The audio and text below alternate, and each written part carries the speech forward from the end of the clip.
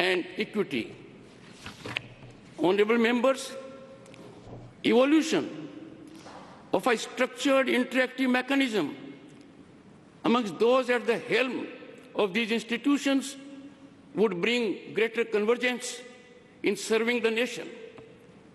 It is constitutional ordainment that the Parliament, after shaping legislation, must also ensure legislation trajectory in right direction. As guardians of democracy, we bear the sacred duty to honor our citizens' rights, aspirations, and ceaselessly pursue their dreams by making optimal contributions inspired by national welfare and public interest.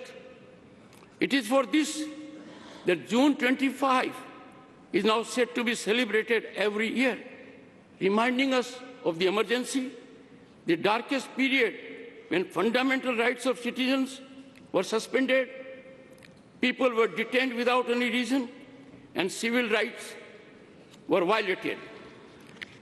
Honorable members, all citizens, particularly members of Parliament, must amplify our nation's resonance on the world stage. May this honored chamber resonate with democratic wisdom, maintaining the bond between citizens and their elected representatives. As we commemorate the 75th anniversary, let us commit to building a more vital collective consciousness of our Constitution that binds us as people and promotes progressive nation-building ideas while shielding us from the consequences of sectarian perspectives. Honorable members, I seek to refer in conclusion Dr. Ambedkar's reflection in his last address in the Constituent Assembly on November 25, 1949, in this hallowed theatre. I quote, "What perturbs me greatly is the fact that not only India has once before lost her independence, but she lost it by the infidelity and treachery of some of her own people. Will history repeat itself?" It is this thought which fills me with anxiety. This anxiety is deepened by realization of the fact that in addition to our old enemies in the form of caste and creeds, we are going to have many political parties with diverse and opposing political creeds. Will Indians place the country above their creed, or will they place creed above the country? Honorable members, Dr. Ambedkar further exhorts, I quote, "I do not know, but this much is certain, that if the parties place creed above country, our independence will be put in jeopardy a second time and probably be lost forever. This eventuality we must all resolutely guard against. We must be determined to defend our independence with the last drop of our blood." Unquote.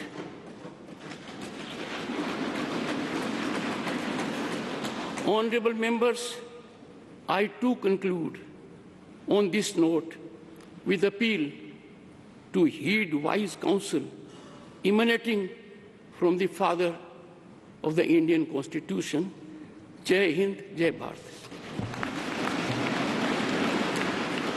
बहुत बहुत धन्यवाद माननीय उपराष्ट्रपति जी। निश्चित रूप से आज का यह ऐतिहासिक दिन हमारे संविधान की महिमा और उसकी लोकतांत्रिक भावना का प्रतीक है। अब मेरा सादर अनुरोध माननीय राष्ट्रपति जी से कि इस शुभ अवसर पर आप एक विशेष स्मारक सिक्का इसका विमोचन करने की कृपा करें।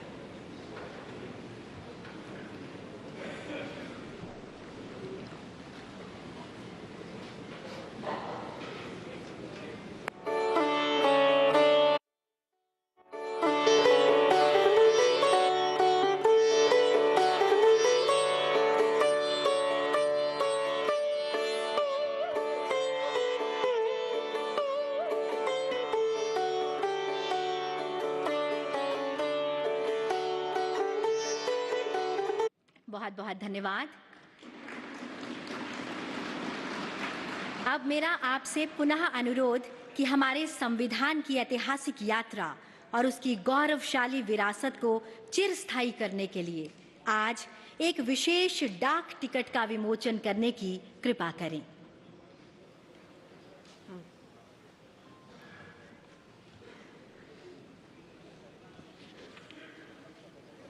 Well, we are coming to you from the Parliament, and the celebrations of the Constitution Day have commenced inside the central hall of the old Parliament. It's a symbolic venue to host this kind of celebrations. It's also a very important day, a big milestone for Indian democracy, 75 years of Indian constitutional governance. What does it mean for the country, for its people? We saw Vice President Jagdeep Dhankar talk about the emergency. We also talked about, we also saw Lok Sabha Speaker Om Birla talk about the constitutional values that India holds dear, and then the speciality of the Indian Constitution in making sure that it's for everybody, and it is that one book that makes us all equal in front of the law. To talk about this, we have Aditi Phadnis, who's a senior journalist. We have Sameer Bakre, who's the spokesperson of the BJP in Maharashtra. We also have Sanjay Gupta, leader of the UBT. Aditi Phadnis, also tell us, ma'am, your big takeaways from this political flashpoint between the BJP and the opposition parties.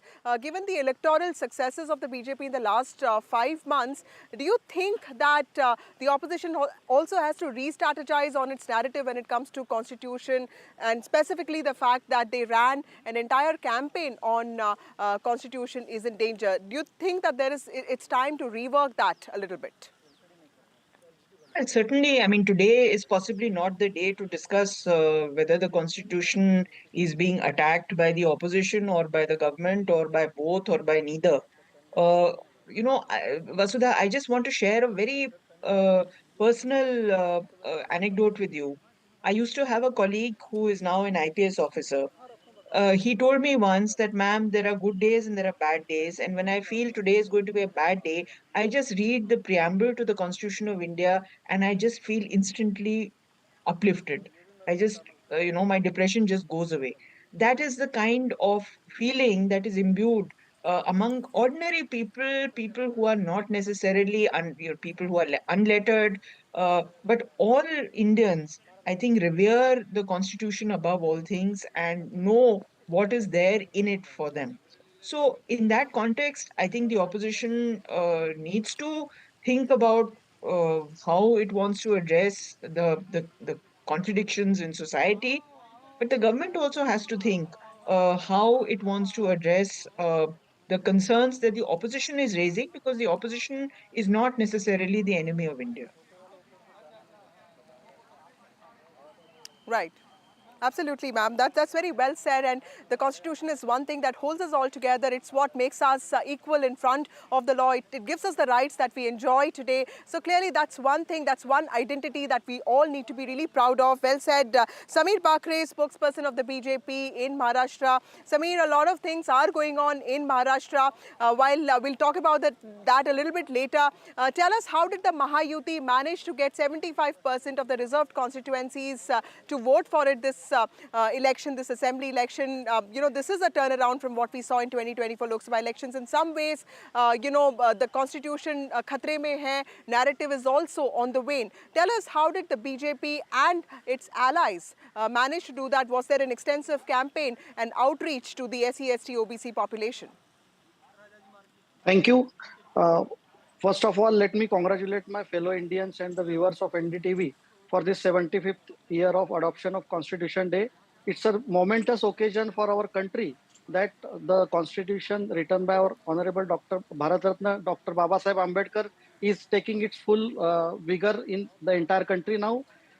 Now, coming back to your question, that how did Mahayuti manage to change this narrative? Basically, let me say that during the Lok Sabha election, a fake narrative was promulgated by the opposition, Mahavikas Aghadi, that the Samvidhan khatre mein hai. Now, when this fake narrative was given wide publicity by the opposition, people got confused regarding this in Maharashtra, and there was some reversal for our Mahayuti. But we got together and then we went to the people again and we had a dialogue with them. and we told them that how fake is the narrative given by Right. the opposition regarding constitution. Now we gave examples like the opposition never respected the constitution.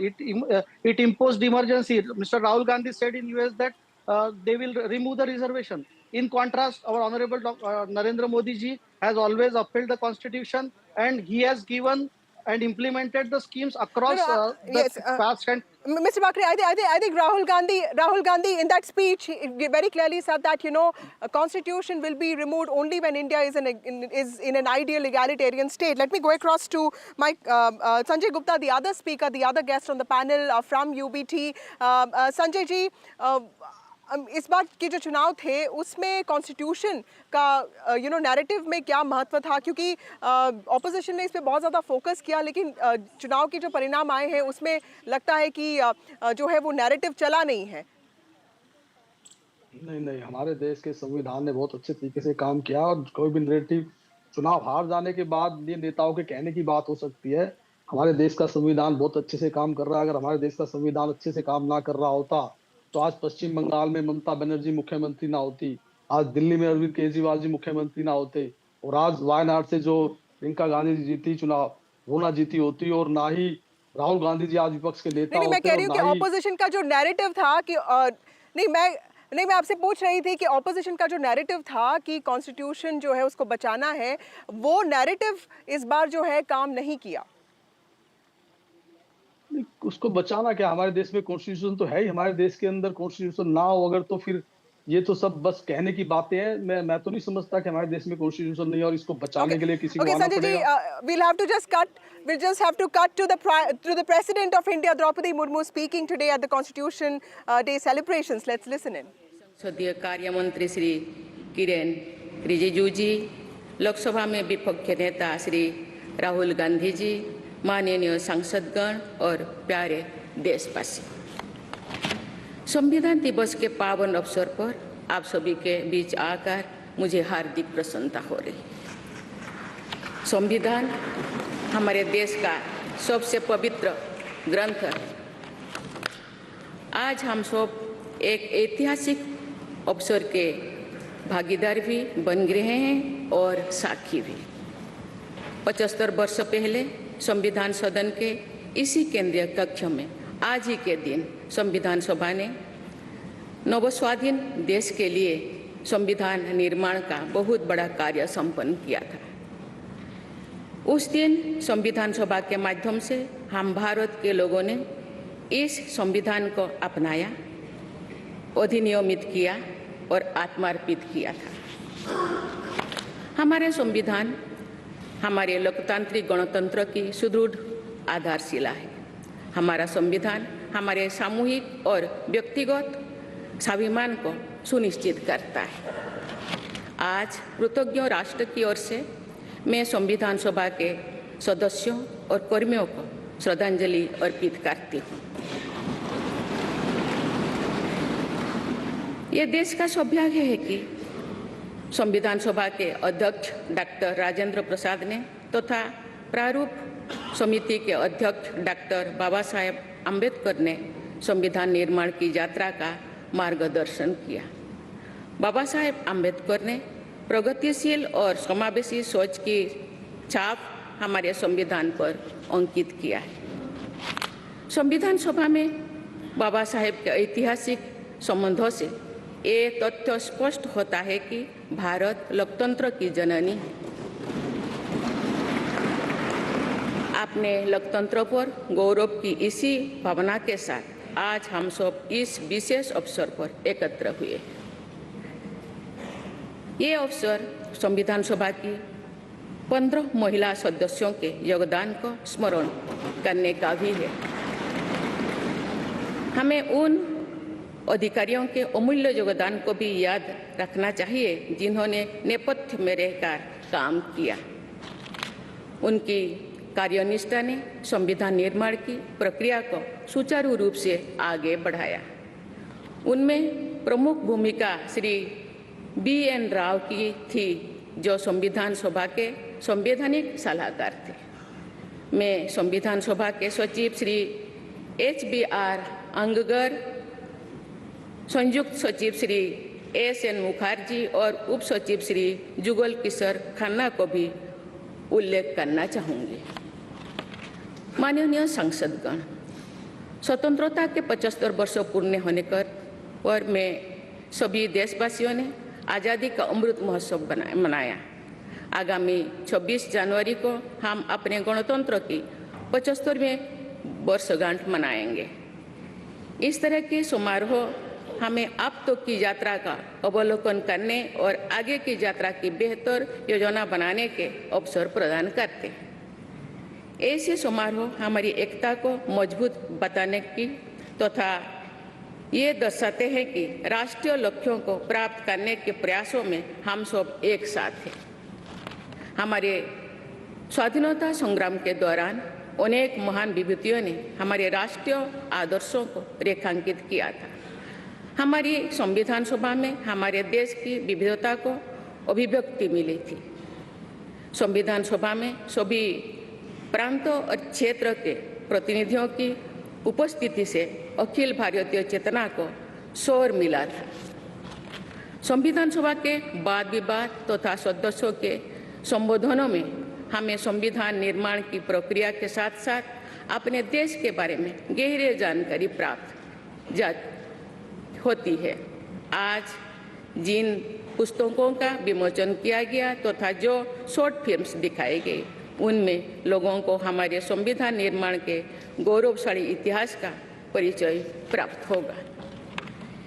एक अर्थ में भारत का संविधान कुछ महानतम मेधावी लोगों द्वारा लगभग 3 वर्षों के विचार विमर्श का परिणाम था, लेकिन सही अर्थ में ये हमारे लंबे स्वाधीनता संग्राम का परिणाम था। उस अतुलनीय राष्ट्रीय आंदोलन के आदर्शों को संविधान में अत्यंत महत्वपूर्ण स्थान दिया गया। उन आदर्शों को सुस्पष्ट और संक्षिप्त रूप से संविधान की प्रस्तावना में व्यक्त किया गया है। ये आदर्श है न्याय, स्वतंत्रता, समता और बंधुता।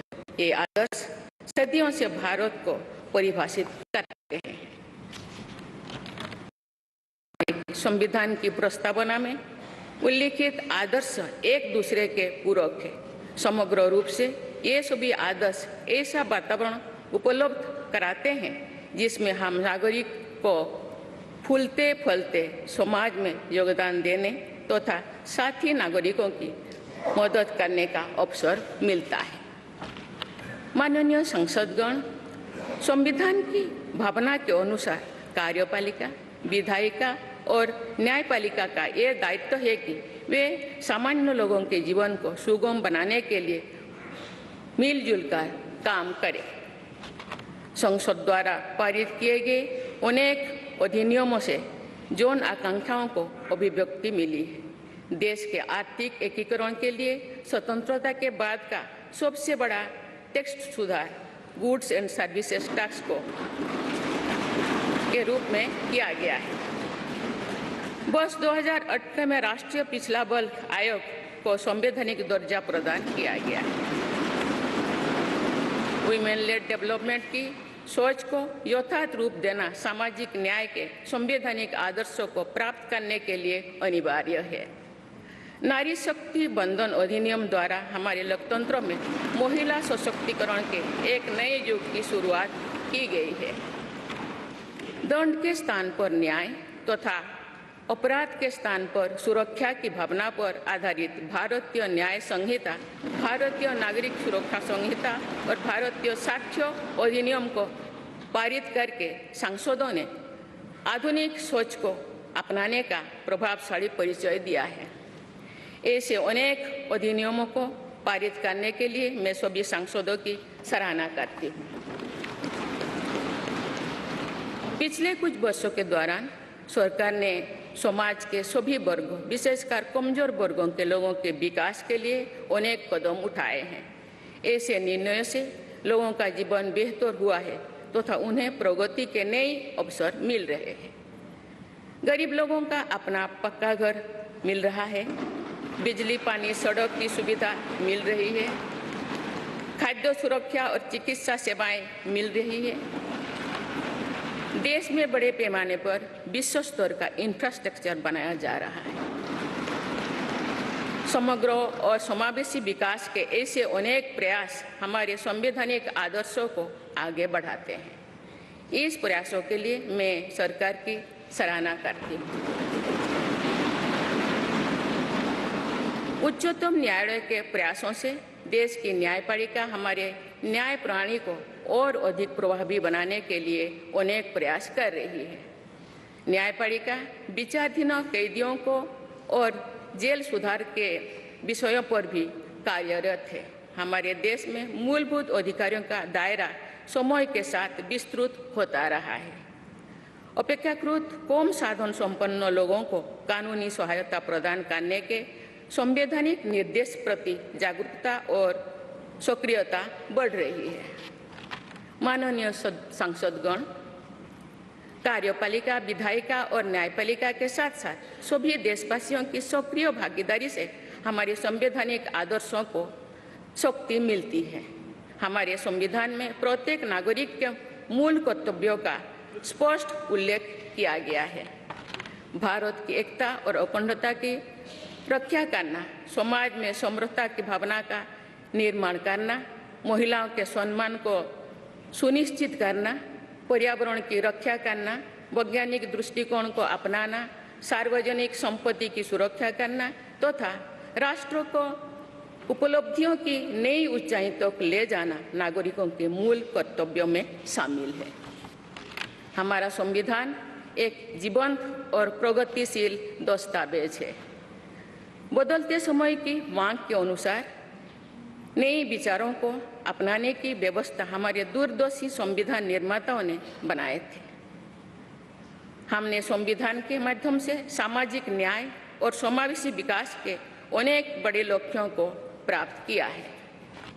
नई सोच के साथ हम भारत को विश्व समुदाय में नई पहचान दिला रहे हैं। हमारे संविधान निर्माताओं ने भारत को अंतर्राष्ट्रीय शांति और सुरक्षा को मजबूत बनाने में महत्वपूर्ण भूमिका निभाने का निर्देश दिया है। आज एक अग्रणी अर्थव्यवस्था होने के साथ साथ हमारा देश विश्व बंधु के रूप में ये भूमिका बेखूबी निभा रहे हैं। हम विश्व समुदाय में उपलब्ध अच्छे विचारों विनम्रता के साथ आत्मसात करने के लिए भी हैं।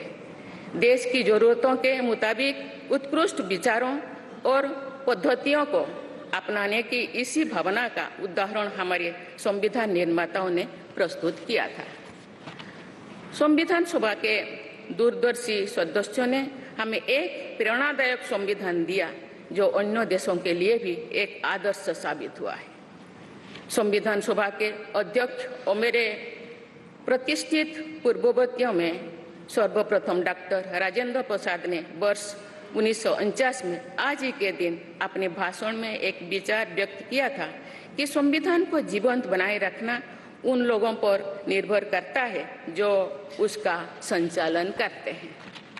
उन्होंने ये भी कहा था कि कई चीजें जो संविधान में नहीं लिखी जा सकती उनका संचालन परंपराओं के आधार पर किया जाता है। उन्होंने ये अपेक्षा व्यक्त की थी कि हमारा देश आवश्यक सामर्थ्य अर्जित करेगा और समुचित परंपराएं विकसित की जाएगी। मैं पूरे विश्वास के साथ कह सकती हूँ कि लगभग 3/4 सदी के संवैधानिक यात्रा के दौरान हमारे देश ने उन क्षमताओं को अर्जित करने और आर्थिक परंपराओं को विकसित करने में उल्लेखनीय सफलता प्राप्त की है। हमने जो अनुभव प्राप्त किए हैं आने वाली पीढ़ियों को उनसे अवगत कराया चाहिए। वर्ष 2015 में सरकार द्वारा 26 नवंबर को संविधान दिवस के रूप में मनाने का निर्णय लिया गया। तब से प्रत्येक वर्ष मनाए जा रहे संविधान दिवस के समारोह से हमारे युवाओं में देश के बुनियादी दस्तावेज यानी संविधान के विषय में जागरूकता बढ़ाने में मदद मिली है। संविधान के प्रति युवाओं में उत्साह को देखकर हम सब देश के भविष्य के प्रति आश्वस्त हो सकते हैं। मैं सभी देशवासियों से अनुरोध करती हूँ कि वे हमारे संवैधानिक आदर्शों को अपने आचरण में डालें मूल कर्तव्य का पालन करें तथा वर्ष 2047 तक विकसित भारत के निर्माण के राष्ट्रीय लक्ष्य के प्रति समर्पण के साथ आगे बढ़े। मैं संविधान दिवस के अवसर पर सभी देशवासियों को बधाई देती हूँ। आप सभी को मेरा शुभकामनाएं। धन्यवाद। जय हिंद, जय भारत।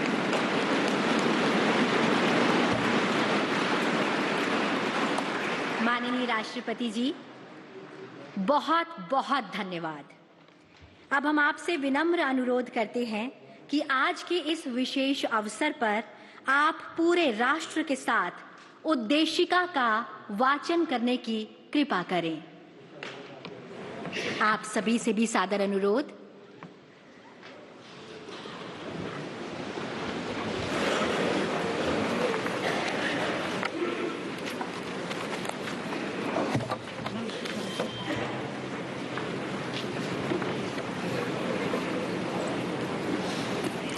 हम भारत के लोग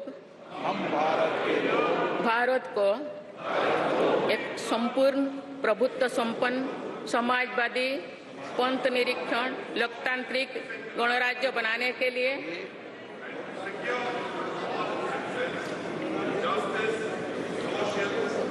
तथा उसके समस्त नागरिकों को सामाजिक, आर्थिक और राजनैतिक न्याय, विचार, अभिव्यक्ति, विश्वास, धर्म और उपासना की स्वतंत्रता,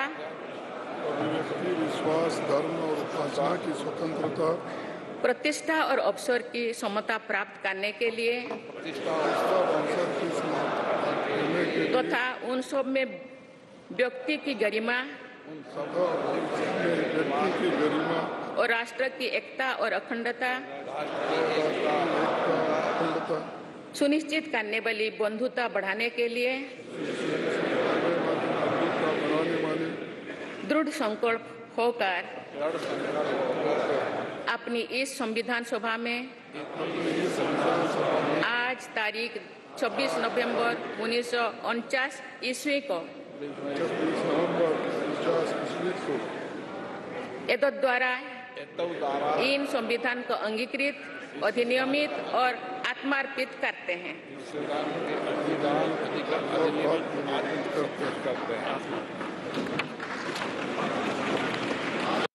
और अब राष्ट्रगान।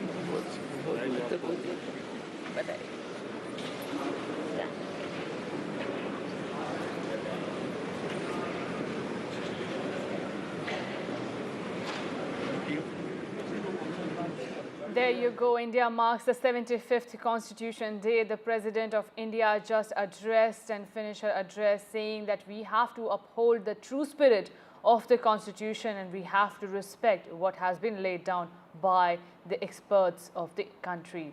There you have the President now leaving the joint session that she addressed just minutes before. We have Vice President Jagdeep Dhankar. Behind him is Prime Minister Narendra Modi. Mallikarjun Kharge and Rahul Gandhi were also next to the President when she was addressing it. The President and the Vice President have given the message Hamara Samvidhan, Ek Samvidhan, and that's the spirit that the Indian government has also upheld. This will be a year-long event to mark the celebrations of the Constitution Day. The President has also released booklets in which Constitution has been translated into Sanskrit and Maithili language. The President of India also released a commemorative coin to mark the 75th Constitution Day. And now the President will be leaving from the old Parliament building. She is being escorted by Prime Minister Narendra Modi, Lok Sabha Speaker Om Birla and others, along with President Draupadi Murmu. Now, these were the celebrations that were kick-started by President Draupadi Murmu on the occasion of 75th Constitution Day. A commemorative coin and others were released by the President, saying that we have to respect and follow the Constitution of India. Prime Minister Narendra Modi and Vice President Jagdeep Dhankar, along with other leaders, all the members of the Parliament were in presence and in attendance while this key address was delivered. Big focus was also on building infrastructure in the country as in the true spirit to taking India forward. This is the belief that the President said she expects from all the countrymen to take India along and forward to the great heights that it is likely to have. It is an historic moment. Jammu and Kashmir will also celebrate Constitution Day for the first time as India marks the celebrations of the Constitution Day. The President now leaving the joint session of the Parliament that she addressed and highlighted the meaning of Constitution, taking forward along everybody, every party from the opposition also attended this key event. Commemorative coin and stamp was also released on this day by the President. India marks the 75th Constitution Day, and this is a special event that is being conducted at the old Parliament building.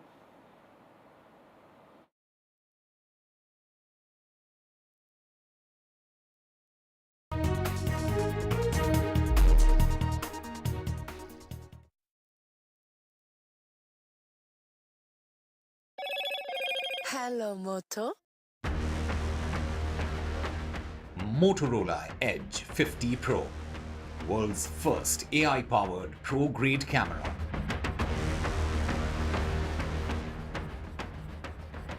And Chief Minister Eknath Shinde resigns as Maharashtra Chief Minister to continue as caretaker Chief Minister till appointed again.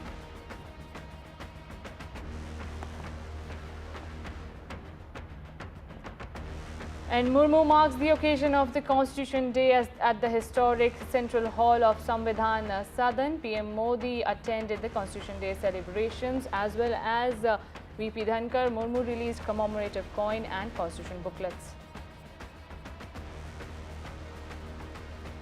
India remembers the dreaded attack in Mumbai that shook the country 16 years ago. President, Home Minister paid tribute to 2611 martyrs.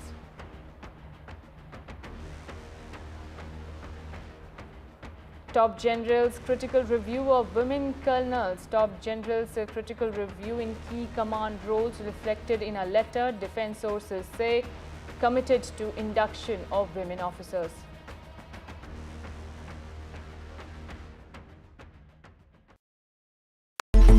It's a web of frauds, calls, luring emails, threatening messages. Cyber frauds have cast their net wide and everyone is at risk. We track the victims, their horror stories as they get conned online, extorted and robbed of their hard-earned money. How to identify a cyber fraud and how to stay cyber safe. What are your options? Fraud.con, NDTV initiative for cyber safety. Only on NDTV 24/7. I've been reporting on all issues, big and small, from Andhra Pradesh, Telangana, rest of South India, bringing you all the action, all that you need to know, all that you want to know. The energy of Maximum City is infectious. I bring in that energy in our news coverage from financial capital Mumbai. India's IT capital is always buzz. It's literally a city that never sleeps. And I keep you ahead on all the Bengaluru buzz. Covering from the southernmost part of India over the last 23 years, I bring in-depth and 360-degree coverage from the Dravidian heartland. The land of Mishti is also known for its bitter politics. I have seen much water flow under the Howrah Bridge, covering Bengal in all its vivid colors. In today's interconnected world, India's voice is more crucial than ever. When India speaks, the world listens. At NDTV World, we are that voice, bringing you intelligent and insightful news from India and beyond. From geopolitics and diplomacy to economic shifts, migrations, tech disruptions, and the stories of our diaspora. We cover the news that shapes our global future. NDTV World, your new home for global news, is here. I now request the Honorable Prime Minister to launch NDTV World and address the summit. It was the grand launch of NDTV World by Prime Minister Narendra Modi. NDTV World, as he laid out his vision for the India century at the NDTV World Summit. ऐसी सदी जिसमें भारत के प्रयासों से दुनिया में स्थिरता आए. In the presence of those who are shaping our future. मेरी तरफ से आपको ढेर सारी शुभकामनाएं हैं. NDTV World, your new home for global news, is here. Stay informed and entertained with the new and updated NDTV News app. You can watch all our channels live, listen to podcasts, read breaking and exclusive news from around the world and more. Download the NDTV app today and get access to the best journalism and storytelling on your smartphone or tablet. The NDTV app. News that matters to you. NDTV proudly upholds its legacy of trust and credibility.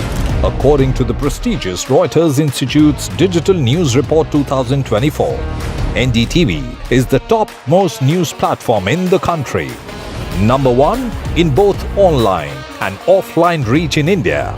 Beating all its competition, NDTV stands for trust. Hello and welcome to India Sense, where I speak with global opinion makers. The United States has made a strategic decision over the last 20 years to move closer to India. Now, a $7 trillion economy seems a perfectly conceivable number. If you want to be a national party, it's that you sort of accept the way the world is rather than want to endlessly hark back to how it was.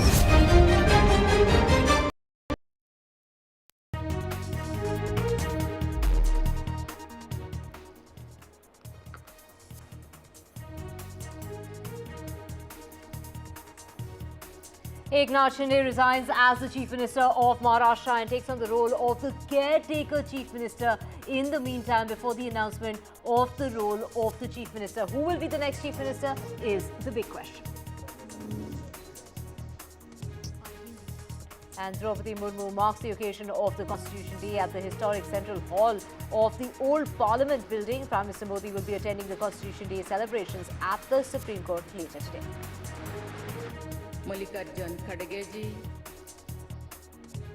And India remembers the dreaded attack in Mumbai that shook the country 16 years ago.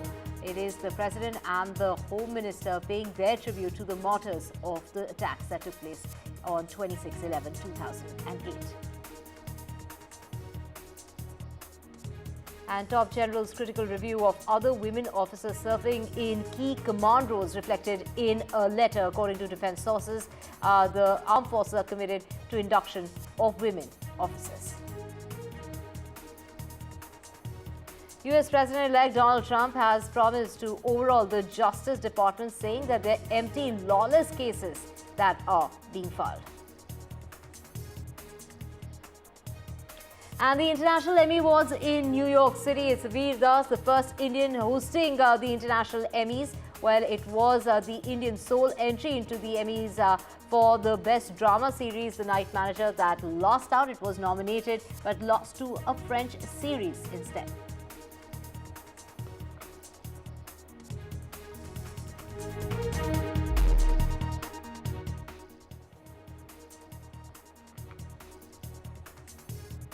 A very good afternoon. You're watching NDTV 24/7. I'm Divya Vadva. We have a whole lot lined up for you, including the Game of Thrones in the state of Maharashtra and the race to who is going to become the new Chief Minister of the state. It is Eknath Shinde who submitted his resignation to the governor, but the decision is yet to be taken as to who will be taking on that role. In the meantime, it is Eknath Shinde who will be playing the role of the caretaker Chief Minister while there is a deadlock that continues. And it's Amit Shah who will be playing that very key role in order to mediate that decision that's going to come about and that announcement that's awaited, with Eknath Shinde there, taking on that role of the caretaker Chief Minister after having resigned from the post of the Chief Minister. Will he become the Chief Minister all over again, or will it be Devendra Fadnavis? Those are the two top contenders.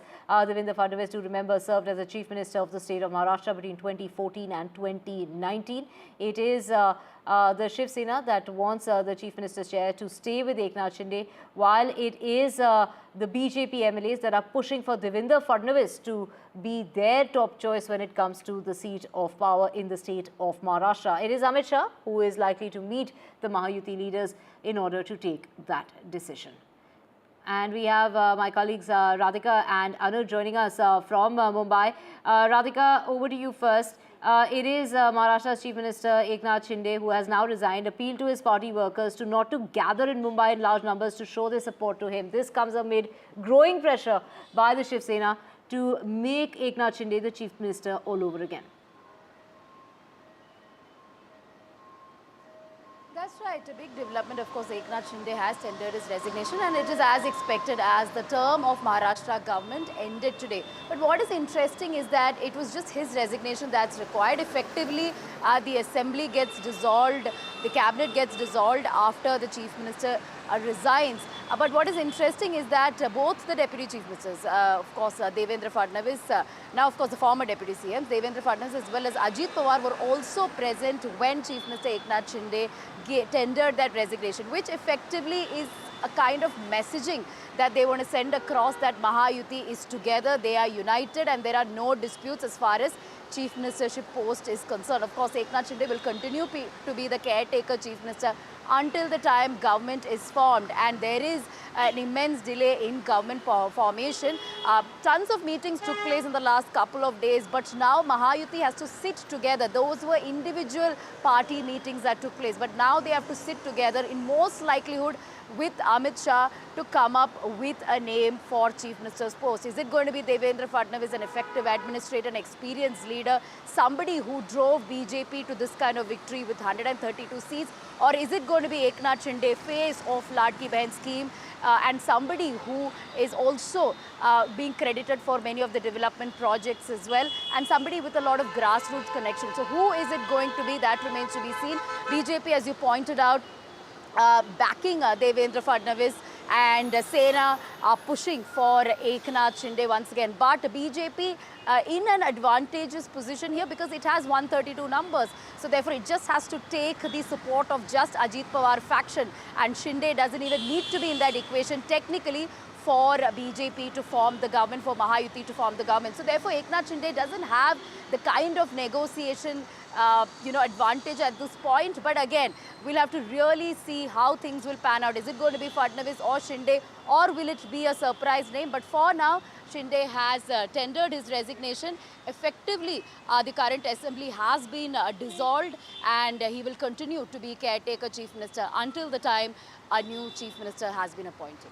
Right, Anuj with us as well. Thank you so much, Radhika, for getting us those details. Of course, caretaker chief minister for the meantime, before that announcement comes about. Anuj, take us through the stark difference in leadership when it comes to Eknath Shinde's last term and Devendra Fadnavis, who was serving the chief minister between 2014 and 2019, and the role that they've played in the state elections of 2024, and also the role that Ajit Pawar has to play in, the naming and the announcement of who will be the next chief minister. In 2019, when Devendra Fadnavis completed his term as the Chief Minister of Maharashtra, he became the only second Chief Minister after Yashwantrao Chavan to have completed 5 years of term. It was an uninterrupted term because they had a majority in place along with the erstwhile United Shiv Sena. And of course, there were differences with Uddhav Thackeray's Sena even after the 2014 state assembly elections as well. But it was all managed very well by Devendra Fadnavis. Now, talking about his leadership style, he is looked at as an effective leader here from Maharashtra, right? He's got age on his side and he's got good relations with the Rashtriya Swayam Seva Sangh as well. He's one of those rare leaders which the BJP has, who has got good relations with Delhi and with Nagpur as well, and that becomes very crucial, especially after 2024 Lok Sabha elections. We saw Devendra Fadnavis played as a mediator, to strengthen or to improve the relationships between the BJP and the RSS. Now, he has been very effective with dealing with several problems, but, his image kind of dipped down a little after a couple of instances that took place from 2014 to 2019, and one of those is the increasing rate of farmer suicide, and that led to Devendra Fadnavis's decreasing popularity, especially in the rural belt of the state. And secondly, we saw what happened on 1st of January 2018 in Bhima Koregaon. That also, kind of hit or impacted his image of being an able home minister or an administrator. But overall, he's got a good record by his side. When you talk about Eknath Shinde, now Eknath Shinde, there were a lot of doubts on Eknath Shinde when he took over as the chief minister. He was, of course, not expected to be the chief minister, but when he took over, firstly, he is a Maratha face, right? And that helped the BJP and the entirety of the Mahayuti immensely. We see that Maratha reservation has been one of the topmost concerns of the government, and one person that has been on the radar of all the Maratha activists in this particular episode is Devendra Fadnavis. And in that case, to have Eknath Shinde as the leader and to have Eknath Shinde as someone to lead the face of the government becomes very crucial. We see that Eknath Shinde did that very effectively. He was in constant touch with Jarange Patil. He held several meetings with him, and many can credit him to have effectively handled the entire Maratha reservation issue. When we were going around, talking to people from different sections of population in Maharashtra before the 2024 state assembly election, we see that different sections had very favourable opinion of Eknath Shinde, and that necessarily wasn't the case with Devendra Fadnavis. Devendra Fadnavis does face a lot of criticism on different fronts, be it his handling of the home ministry in recent past. We've seen the crime rate, or there have been several instances where crime has become a pertinent issue in Maharashtra. And secondly, the entire caste dynamics also becomes a bit of problem. And at the same time, when you have someone like Eknath Shinde, who's a Maratha face, he's loved by the farmers, he's very popular in the deeper pockets of the state, and he's equally popular amongst the urban section as well. He comes from Thane, and even in Mumbai, he's got good hold. So that really helped the Mahayuti strengthen their campaigning before the 2024 state assembly election. And it was under his name that most of the schemes were popularized, be it Maji Ladki Bahin Yojana, be it the River Connection Yojana, or be it many other policies of the government as well. So the Mahayuti, as of now, has been able to put forth a united face, and even today, as we saw Radhika speaking earlier, that all the three top ministers were present here, although it was only the resignation of chief minister that was required, but it was a united face that was put forth by the two deputy chief ministers and the chief minister. But how much of this unity will stay, in the next 24 to 48 hours will become crucial to say, because we're seeing that there are several forces in Shiv Sena which are pushing hard for Eknath Shinde to be the chief minister. Of course, not openly, because they know that numbers is with the BJP, right? And even the overall narrative is with the Bharatiya Janata Party. Even someone like Ajit Pawar will be in a better position if Devendra Fadnavis becomes the chief minister as compared to Eknath Shinde, given that his regional party will not become a tertiary party in this particular alliance. But then at the same time, we are seeing that the caste issue is again being cropped up. We are seeing that there are several leaders who are pushing the fact that Eknath Shinde is a Maratha leader. He handled the Maratha reservation issue very aptly, and that does mean that his increased or his extended tenure would be helpful helpful. More importantly, we have BMC elections coming up in the next 3 or 4 months, close to February or March, and that is the period when Shiv Sena's role will become very important, right? Because if there is any sort of chance of resurrection for Sena UBT to happen in Maharashtra, or especially in Mumbai, it has to be Mumbai elections. Of course, that will not be the only barometer that the Mahayuti will be looking at. They'll be looking at several other things as well. But, that does become a very important issue. Civic body elections haven't happened for the longest time, right? Panchayat elections will take place. So, yeah, there are several important levels of elections and executive procedures that the Mahayuti will have to keep in mind while naming their next chief minister, which in all likeliness would be Devendra Fadnavis as of now.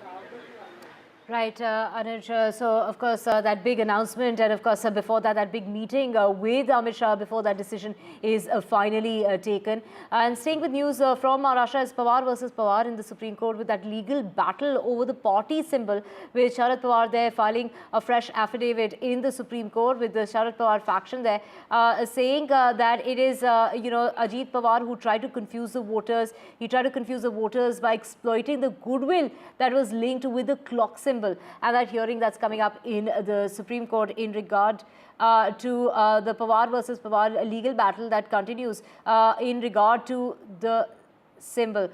We have my colleague Radhika and Sunil Prabhu with us. Sunil, over to you now. Take us through, what is it that Sharad Pawar has stated as far as the Sharad Pawar faction is concerned in this fresh affidavit, saying that, people were confused because of that clock symbol that which really belongs to them.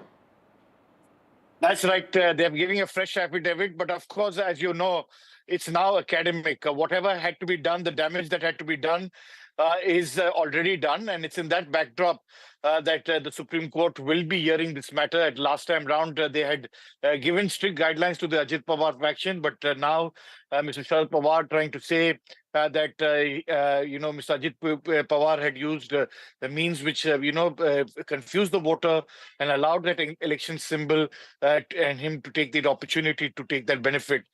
So when a split of a party takes place, there'll be always the blame game between one faction to the other. In this, the Sharad Pawar faction has lost, but nevertheless, they filed an affidavit, and we'll have to wait and see what the court decides when it takes up this matter. Right, Radhika also joining us in connection with this legal battle that continues, Radhika. And of course, the last time around it was, with the Supreme Court there asking Ajit Pawar not to, when it came to Ajit Pawar not using the photographs and the videos with the party symbol, asking, to stand up on your own legs in order to fight the elections. But of course, now Sharad Pawar there coming out and saying that the people were confused because of that particular symbol.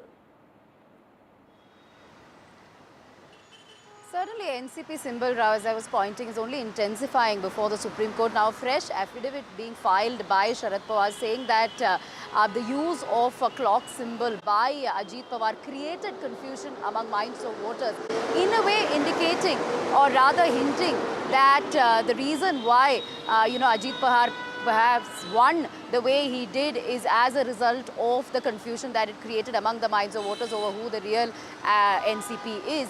And he also says that he has evidence to that effect and that he will be seeking permission. He has sought permission to submit 6 documents to prove it. Of course, a court had earlier asked Ajit Pawar to sort of give a disclaimer when it comes to using the symbol is concerned, which he had complied with, is what Ajit Pawar faction had been stating. However, Sharad Pawar not really backing down, once again knocking the court's door and stating that he continued using that, did not comply with the court's order, and Ajit Pawar continued to sort of create confusion among the minds of voters, as a result of which the results that we are seeing. Remains to be seen how the court will take this forward. Will any sort of directives be given now that the elections are over? Right. Thank you so much, Sunil and Radhika, for joining us with all those details. And switching tracks now to the Constitution Day that is being celebrated today, completing 75 years of adopting the Constitution, with mega celebrations planned by the government. Starting off and kick-starting those celebrations was President Draupadi Murmu at that grand celebration that took place inside the old Parliament building. Murmu there kick-starting the celebration, marking 75 years of the adoption of India's Constitution with the joint address to both houses of the Parliament.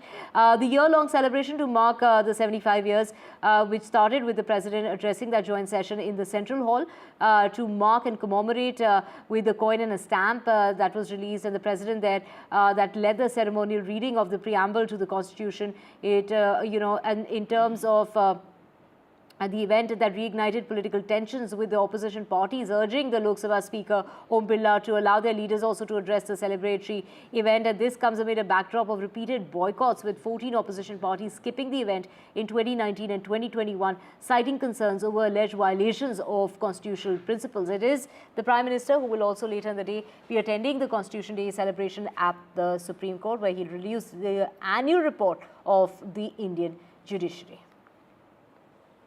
हम भारत के लोग भारत को एक संपूर्ण प्रभुत्व संपन्न समाजवादी पंथ निरीक्षण लोकतांत्रिक गणराज्य बनाने के लिए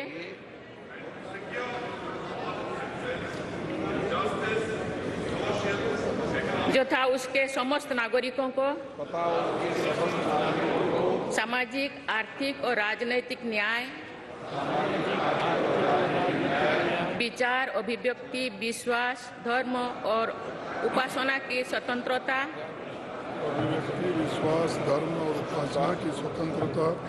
प्रतिष्ठा और अवसर की समता प्राप्त करने के लिए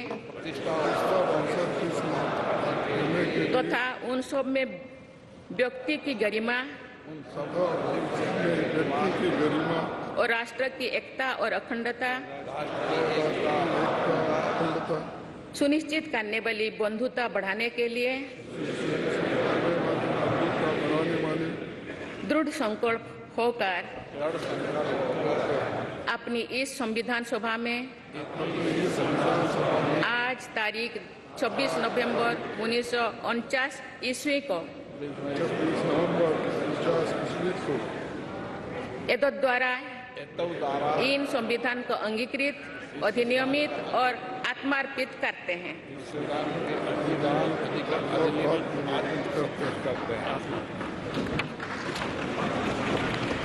This momentous day marks a historic milestone as we celebrate 75 years since Bharat adopted its constitution, a remarkable achievement for the world's largest and most dynamic democracy. Our nation thrives with remarkable economic growth, robust infrastructure, widespread digital adoption, all getting international recognition and accolades. These achievements are vindication that our Constitution has effectively anchored Indian democracy. संविधान सभा में अलग अलग विचारधारा के लोग सदस्य थे।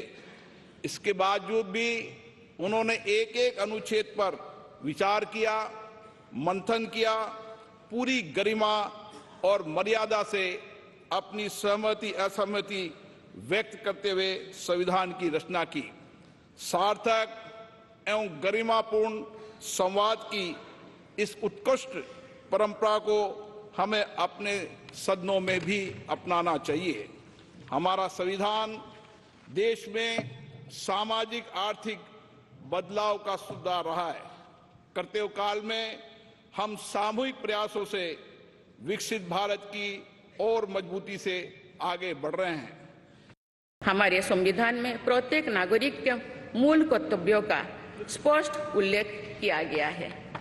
भारत की एकता और अखंडता की रक्षा करना, समाज में समरसता की भावना का निर्माण करना, महिलाओं के सम्मान को सुनिश्चित करना, पर्यावरण की रक्षा करना, वैज्ञानिक दृष्टिकोण को अपनाना, सार्वजनिक संपत्ति की सुरक्षा करना तथा राष्ट्र को उपलब्धियों की नई ऊंचाई तक ले जाना नागरिकों के मूल कर्तव्यों में शामिल है। हमारा संविधान एक जीवंत और प्रगतिशील दस्तावेज है। बदलते समय की मांग के अनुसार नए विचारों को अपनाने की व्यवस्था हमारे दूरदर्शी संविधान निर्माताओं ने बनाए थे। हमने संविधान के माध्यम से सामाजिक न्याय और समावेशी विकास के अनेक बड़े लक्ष्यों को प्राप्त किया है। नई सोच के साथ हम भारत को विश्व समुदाय में नई पहचान दिला रहे हैं। Right, we just heard Draupadi Murmu there in that address to both the houses, and we have Vasudha joining us. Vasudha, through that address that we heard, Draupadi Murmu saying that we have achieved goals of social justice and development. She also released that coin and that stamp. Take us through the other celebrations that are planned in the course of the day. Absolutely, Divya. In the last few years, we have seen that whatever the opposition raises, whatever campaign pitch the opposition raises, the BJP has this uncanny ability to just take it around and turn it around, on the opposition and completely own it. So today was a symbol of how the BJP really, wants to project himself and also believes in the power of the Indian Constitution, and that it wants to also be seen as a party, the only party that is capable of safeguarding the Constitution. So mega celebrations in the central hall of the old parliament, which also is a symbolic of India's modern democracy. In fact, the celebrations were kick-started by President Draupadi Murmu herself, and she made some very important points. Of, the point that I liked the most was she chose to actually talk about the 15 women who played a very important role in the Constituent Assembly, in the framing of the Constitution, and she spoke about them. We know that many women were involved in framing of the Indian Constitution, from Dakshayani Velayudan to Ammu Swaminathan, but hardly people talk about it. The president made a mention of that. She spoke about prison reforms. She spoke about how Houses for the Poor has given them the ability to dream big. She's also spoken about India being a Vishwa Bandhu and the fact that we need to imbibe constitutional values as part of our daily life. So several important points there. The Vice President Jagdeep Dhankar spoke about MPs being guardians of the Lok Sabha and the Rajya Sabha, and he said that something like a disturbance actually threatens democratic institutions, so MPs should actually work towards creating more dialogue. So that, of course, was an inference to the continuing rancor and clamor that we see in the parliament, and also disruptions. He also brought in the emergency of 1975 and said that that was a dark period for Indian democracy. Now that also is a big political flashpoint between the BJP and the opposition parties. Lok Sabha Speaker Om Birla, of course, said that a lot of disagreements also prevailed during the framing of the Constitution, but all of that was constructive, which also led to something so powerful as the Indian Constitution. So very valid points there. The optics of it, Rahul Gandhi and of course Mallikarjun Kharge were also part of the dais, and Prime Minister Narendra Modi was also there. Today Rahul Gandhi, the opposition leader in the Lok Sabha, he is going to be addressing in just about a few minutes from now the Samvidhan Sammelan Abhiyan. So clearly the Congress party wants to double down on its narrative that it's the BJP that's a threat to the Constitution, something that has electorally failed in the recent elections. Starting from Haryana, we saw 75% of the reserved constituencies in Maharashtra voting for the BJP-led Mahayuti. So clearly, while the opposition's pitch around save the Constitution has failed electorally, there is some doubling down by the opposition on that front. That's going to play out today. And the Prime Minister, like you rightly said, is also going to speak today at the Supreme Court. He'll also be, launching the annual report of the judiciary. So he's going to make important points as well. Second day of the winter session, and a palpable difference in the way, the body language and the optics of the opposition MPs and BJP MPs are. But today's Constitution Day celebrations, a short function, just 1 hour, but of course, some very important speeches made by the President, Vice President and the Lok Sabha Speaker. Right, Vasudha, stay with us. In fact, like you mentioned, it is the Congress party that has asked citizens to protect the ethos of the Constitution. While taking a jab today at the BJP, Mallikarjun Kharge said that it's our duty to protect it and fight for its true values that have become all the more relevant today. And on the other side also, Siddaramaiah, they're paying a tribute to B.R. Ambedkar. Do remember Siddaramaiah, who had said that the Constitution enabled him to become the Chief Minister. And it is Aishwarya, our colleague, who spoke with Karti Chidambaram on the Constitution. Let's listen into what the Congress party has to say. Well, joining with me, senior Congress leader Karti Chidambaram. Sir, it is the Bharatiya Janata Party who is saying since 2015, Prime Minister is the one who took this particular day to celebrate and to spread the ideas of Baba Saheb Ambedkar. The Congress has been saying that it is the BJP who is crushing the Constitution. It's a debate which is going on. See, the Constitution is the basis on which our republic exists. And in the last 11 years, constitutional values and constitutional institutions have been eroded. That is a fact. The independence and the neutrality of constitutional institutions have been eroded. And we are fighting to save the constitution. We are fighting to save the framework in which our republic exists. But we must celebrate the constitution. It's a living document. We have to be very proud of it. And our founding fathers were very far-sighted in creating this document. So it is the government's program that the ideas of Babasaheb Ambedkar should spread across the country, and throughout the year this program is being launched by the government. How do you see such spread of the... While they're celebrating the constitution, they must also live by the spirit and the letter of the constitution as well. Do you think that they are literally crushing the constitution? So there is definitely institutional erosion and institutional capture and institutional collapse, and that is a fact. There are many institutions, constitutional functionaries, constitutional institutions have been captured, and their independence and neutrality has been compromised. The debate over LOP not being given the position to speak today. They have now decided that even the Prime Minister will not speak now. So I think the fact that once we wanted the LOP to speak, I think that perhaps they have altered the program. But it's only the President, the Vice President and the Speaker are speaking today. Right, Vasudha back with us. Vasudha, from saving the Constitution to celebrating the Constitution Day, the Congress is saying that it's become even more relevant now to fight for its true values. That's what we just heard, whereas Karti Chidambaram or even Mallikarjun Kharge there, while taking a jibe at the BJP. Vasudha. Absolutely, Divya, and I think the political subtext to this is very important because in 2024 Lok Sabha elections, the BJP faced its worst setbacks in the state of Uttar Pradesh and Maharashtra. In Uttar Pradesh, it was the PDA, which is the Pichda Dalit Alpsankyak narrative of Samajwadi Party that reduced the BJP to 31 seats. And of course, it was also in the Maharashtra campaign in which the BJP was reduced to just, the Mahayuti was reduced to just 17 out of 48 seats. But of course, all of that at least turned around in Maharashtra with the Mahayuti sweeping ensuring a landslide for the parties in Maharashtra just 2 days ago. So clearly this shows confidence that the BJP has, but the party does not want to take this particular aspect lying down. So it really wants to keep reassuring people of the country that it stands for representation, the reservation policy will not be altered, and that it specifically wants to reach out to deprived sections of the party, specifically SC, ST and OBCs, saying that the reservation policy is not going to be altered at all. And this is why the Prime Minister time and again during the election campaigns also said that as long as he is alive, the Constitution is not going to be touched or reviewed, and the reservation policy is never going to be altered. So this is one thing that the BJP is extremely cognizant about. It's a new BJP, since 2014. We have seen representation in the form of Ramnath Kovind, the erstwhile president, and also Draupadi Murmu, who is the first tribal president that the BJP came up with. And of course, in terms of even representation in states, constitutional status to say OBC commission. So the BJP makes it a point to keep reassuring the deprived sections of the society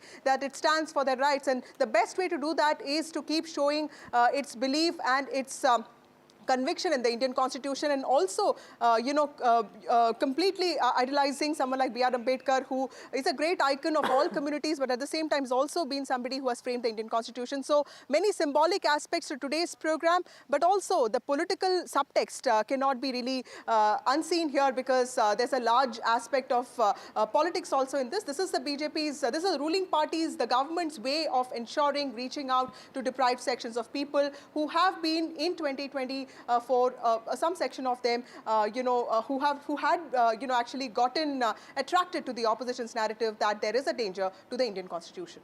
Right. Thank you so much, Vasudha, for joining us from right outside the Parliament and taking us through all the details of, the opposition there, also celebrating Constitution Day there, demanding the protection and the fight for its true values. Moving on now to some international news coming in, and it's Donald Trump, the president-elect, who will be taking charge in the month of January, or the 20th of January is the swearing-in ceremony of Donald Trump, but he's questioning the U.S. Justice Department.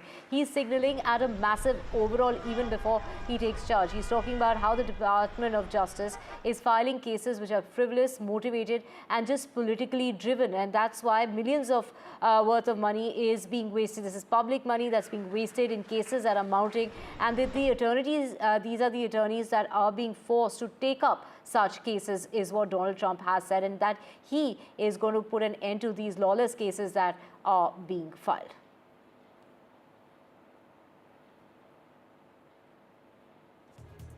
And with that, we're slipping a very short break. Back with a whole lot more on the other side. To stay with us.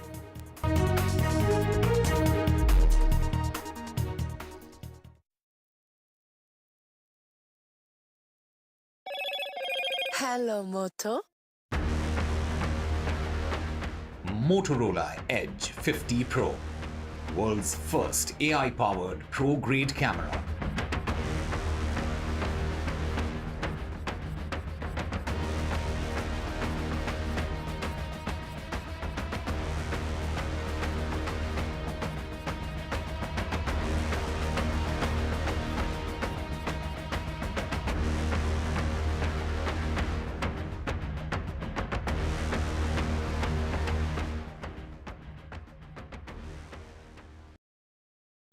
New day, new show, a new experience.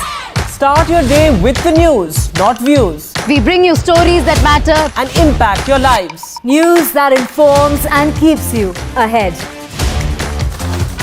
from Maximum City, Mumbai, to the seat of governance, Delhi. NDTV brings to you the best breakfast show. The breakfast show only on NDTV 24/7 every morning at 8 a.m.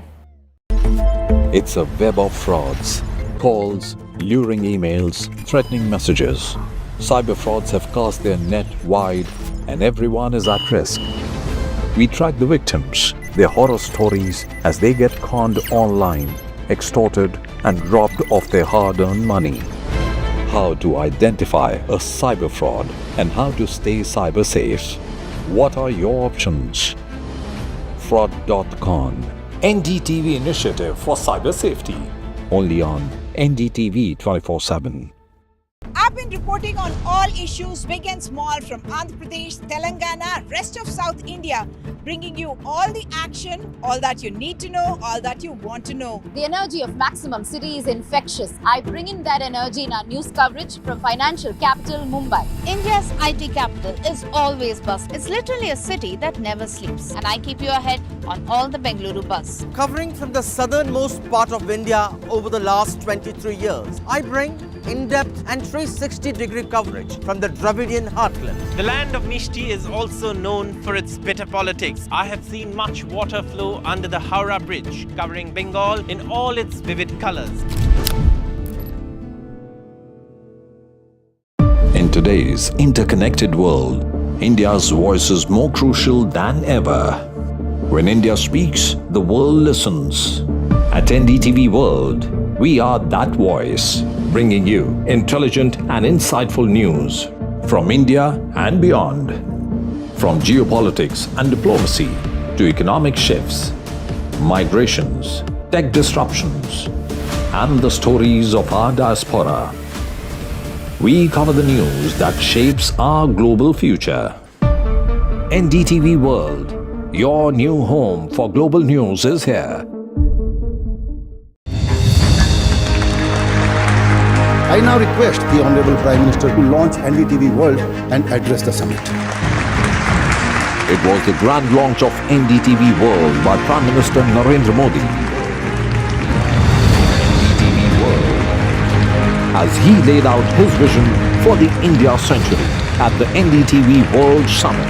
कैसी सदी जिसमें भारत के प्रयासों से दुनिया में स्थिरता आए, in the presence of those who are shaping our future. मेरी तरफ से आपको ढेर सारी शुभकामनाएं हैं। NDTV World, your new home for global news, is here. Stay informed and entertained with the new and updated NDTV News app. You can watch all our channels live, listen to podcasts, read breaking and exclusive news from around the world and more. Download the NDTV app today and get access to the best journalism and storytelling on your smartphone or tablet. The NDTV app. News that matters to you. NDTV proudly upholds its legacy of trust and credibility. According to the prestigious Reuters Institute's Digital News Report 2024, NDTV is the topmost news.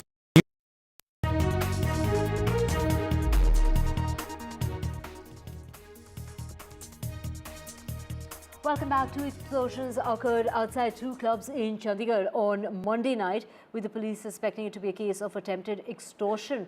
To get more on this, let's just go across to my colleague Gurpreet, who's joining us. Gurpreet, one of the restaurants is believed to be owned by singer and rapper Badshah. Take us through, at what time did this really take place and what was the motive behind these blasts? And both the restaurants are believed to be very close to each other, not more than a distance of about 30 meters. Well, yes, of course, early morning at 3 a.m. This blast has been taken place, and this is the one of the discourse which belong to the rapper, who is a renowned rapper Badshah, and here that the blast has been taken place. So we can see these visuals here, the impact of the blast here in the early morning. The police have already got the CCTV camera footage, and from the footage they have already been understand that the two people had come on a bike and one had thrown some explosive substance. That is, police has been verifying. I'll go along with my camera person to the another disco where we will also show the impact of that blast had taken place here. The police had already roped in the forensic experts so that they will be able to understand what material has been used and what was the motive. In the preliminary investigation, what we have learned from the police sources, they say it seems it could be possible attempt to just extort money from these owners, because these are the gullible people. What we have learned, this extortion racket is already been run from here. So this is the second disco which we are showing, and I'll request my VJ to just focus all the pictures here so that we will be able to show all these pictures to our viewers. Also, we can see here they had thrown that some explosive substance, and the impact of that explosive substance, we can see this broken window which we are showing at this point of time to the viewers. That seems to be a huge impact here. So now the police have already called all the forensic experts, and they have already gathered all the evidence from the spot so that they will be able to get all the evidence, and they will be able to connect all the leads which they are getting. The CCTV footage which they have already procured by the police, they are also trying to identify those people, and what we have learned, these forensic experts, they are trying to get all the leads from this spot. I'll also show this CCTV camera which has been installed from this place so that they will be able to monitor all the situation what is happening outside of these discos. And here in sector 26 we have seen huge number of the parties are being thrown by the youngsters also, and these are the famous place where this incident had taken place. We have seen SP, SSP Chandigarh, they have already probing this case in detail, and all the leads are being taken by the police. And what we have learned, the CCTV camera footage from entry of this sector and from the other CCTV camera footage from the various locations, they are trying to get so that they will be able to find out who are the people behind this blast. And this preliminary investigation which is already been carried by the police, they say they are also trying to find out the call details, and they will be able to trace out these people. So let's see, because as of now the prime core investigation which is being carried by the Chandigarh police to find out what substance they had thrown and why there is a huge impact of the blast. So that is the prime core investigation which is being taken by the Chandigarh police. So let's wait for more time to understand, because forensic experts, they have already collected all the evidence from the spot, and they are trying to examine so that they will be able to get more clarity what explosive material was being used to just throw the blast. But one thing that was very clear at that time, 3 a.m. when there was nobody, no loss of anything more than this property loss which we have already shown to our viewers. So it seems that they are being targeted with a specific motive, and that motive is a part of investigation which is being carried by Chandigarh police. Back to studio. Right, Gurpreet, thankfully there was no loss that has been reported as far as human loss is concerned, but of course loss to property and that damage that we are seeing on our screens in regard to that blast that took place. There were two explosions that took place in Chandigarh between 2:30 and 2:45 from what we are hearing. Thank you, Gurpreet, for joining us with those details. With that, we're slipping in a short break. Back with a whole lot more. Stay with us.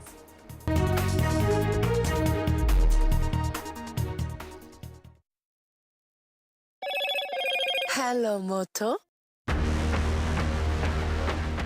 Motorola Edge 50 Pro, world's first AI-powered pro-grade camera.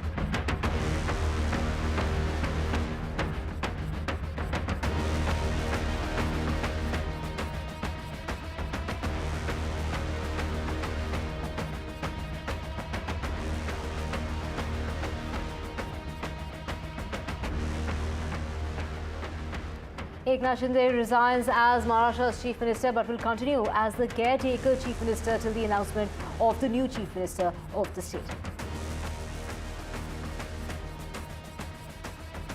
Draupadi Murmu marks the occasion of the Constitution Day at the historic Central Hall of the old Parliament building, and it's Prime Minister Modi who will be attending the Constitution Day celebrations at the Supreme Court. And India remembers the dreaded attack in Mumbai that shook the country 16 years ago. The President and the Home Minister paying their tribute to the martyrs of the 26/11 terror attacks that took place in 2008. Top General's critical review of other women officers serving in key command roles reflected in a letter. But it's the defense sources that we're hearing from saying that the armed forces are committed to induction of women officers.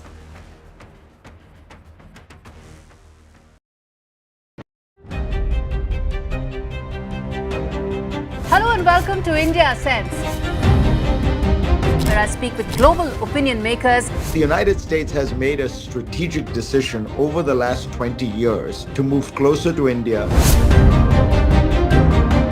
A $7 trillion economy seems a perfectly conceivable number. If you want to be a national party, it's that you sort of accept the way the world is rather than want to endlessly hark back to how it was. Modi is promoting the digitization of the economy, which is accelerating growth in the country. New day, new show, a new experience. Start your day with the news, not views. We bring you stories that matter and impact your lives. News that informs and keeps you ahead. From Maximum City, Mumbai, to the seat of governance, Delhi, NDTV brings to you the best breakfast show. The breakfast show only on NDTV 24/7 every morning at 8 a.m.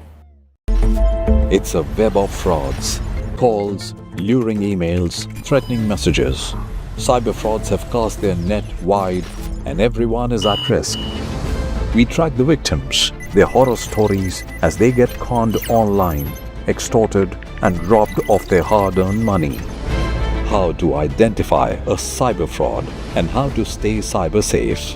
What are your options? Fraud.con, NDTV initiative for cyber safety. Only on NDTV 24/7.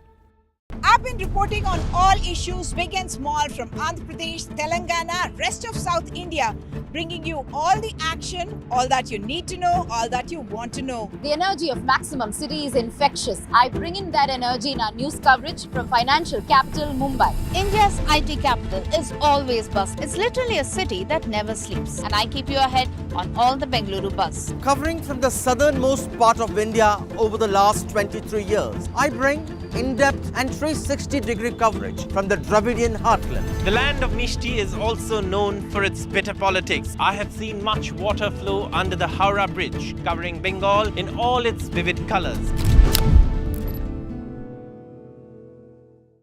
In today's interconnected world, India's voice is more crucial than ever. When India speaks, the world listens. At NDTV World, we are that voice, bringing you intelligent and insightful news from India and beyond. From geopolitics and diplomacy to economic shifts, migrations, tech disruptions, and the stories of our diaspora. We cover the news that shapes our global future. NDTV World, your new home for global news, is here. I now request the Honorable Prime Minister to launch NDTV World and address the summit. It was the grand launch of NDTV World by Prime Minister Narendra Modi. NDTV World.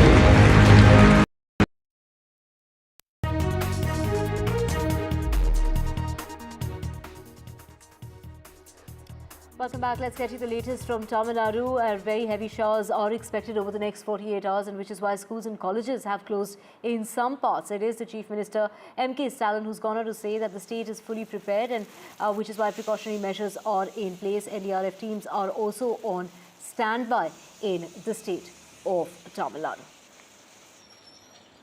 My colleague Sam Daniel joining us to get us more on this. Sam, take us through the situation on the ground and what is the forecast saying in terms of which are the areas of concern.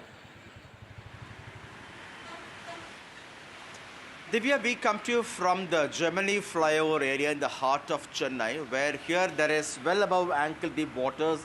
Vehicles wade through waters here, and Chennai has been receiving showers over the last 1 hour, and the forecast for Chennai is moderate rainfall today.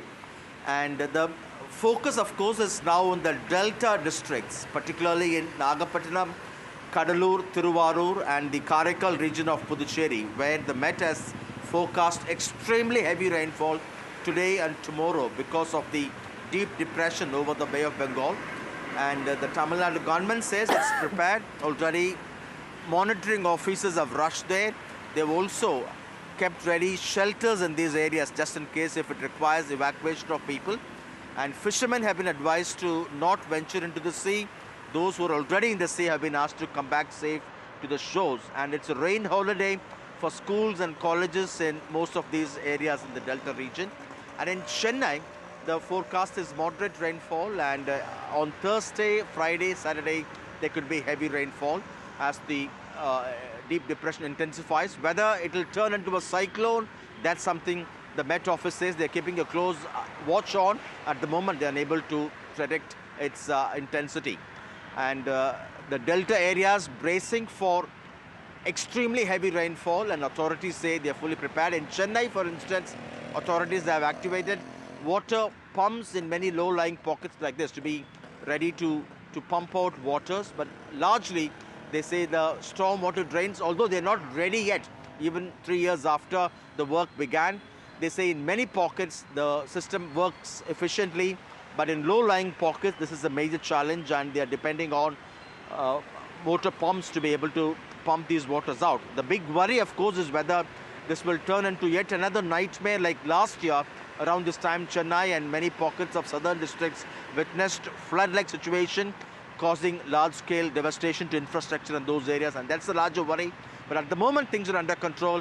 The state government saying they're fully prepared. Divya. Fully prepared, and which is why precautionary measures are being taken. Sam, you stay safe as well. We will keep coming back to you to know what's the situation that unfolds in Chennai over the next 24 hours. A word of caution to all our viewers as a red alert warning has been sounded off by the Met Office. With that, we're slipping into a very short break. Back with a whole lot more. To stay with us.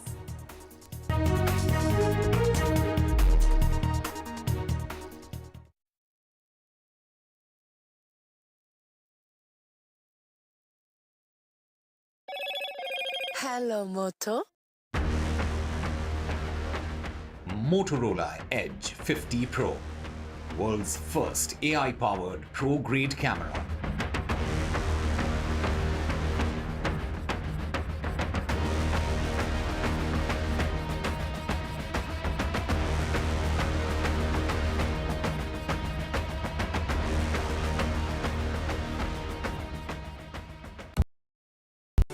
Stay informed and entertained with the new and updated NDTV News app.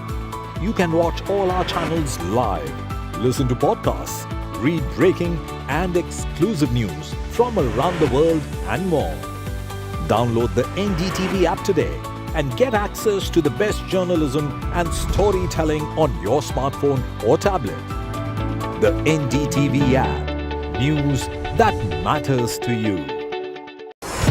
NDTV proudly upholds its legacy of trust and credibility. According to the prestigious Reuters Institute's Digital News Report 2024, NDTV is the top-most news platform in the country. Number 1 in both online and offline reach in India, beating all its competition. NDTV stands for trust. Hello and welcome to India Sense. where I speak with global opinion makers. The United States has made a strategic decision over the last 20 years to move closer to India. Now, a $7 trillion economy seems a perfectly conceivable number. If you want to be a national party, it's that you sort of accept the way the world is rather than want to endlessly hark back to how it was. Modi is promoting the digitization of the economy, which is accelerating growth in the country. New day, new show, a new experience. Start your day with the news, not views. We bring you stories that matter and impact.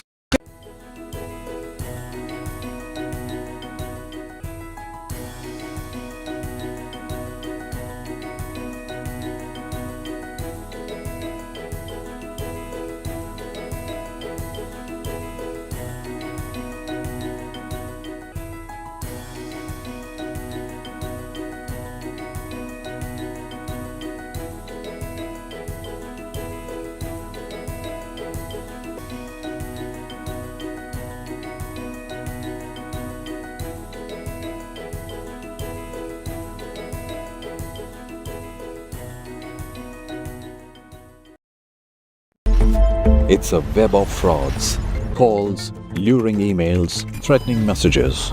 Cyber frauds have cast their net wide and everyone is at risk. We track the victims, their horror stories as they get conned online, extorted and robbed of their hard-earned money. How to identify a cyber fraud and how to stay cyber safe. What are your options? Fraud.con, NDTV initiative for cyber safety. Only on NDTV 24/7. I've been reporting on all issues big and small from Andhra Pradesh, Telangana, rest of South India, bringing you all the action, all that you need to know, all that you want to know. The energy of Maximum City is infectious. I bring in that energy in our news coverage from financial capital Mumbai. India's IT capital is always buzz. It's literally a city that never sleeps. And I keep you ahead on all the Bengaluru buzz.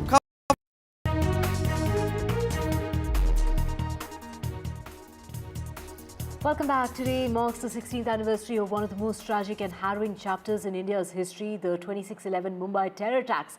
And as we remember the victims of the attacks, their families and the survivors, we also pay tribute to the countless acts of heroism and the resilience that followed the tragedy.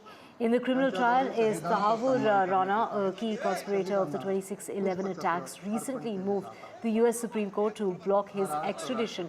Earlier, lower courts in the United States had allowed his extradition to India, but he is a known associate of David Headley, one of the main conspirators of 26/11.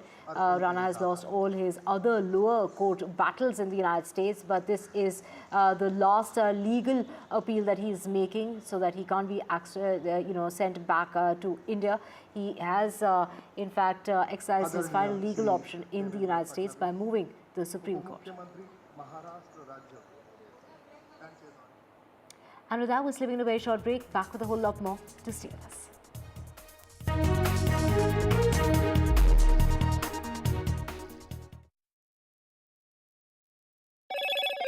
Hello, Moto. Motorola Edge 50 Pro, world's first AI-powered pro-grade camera.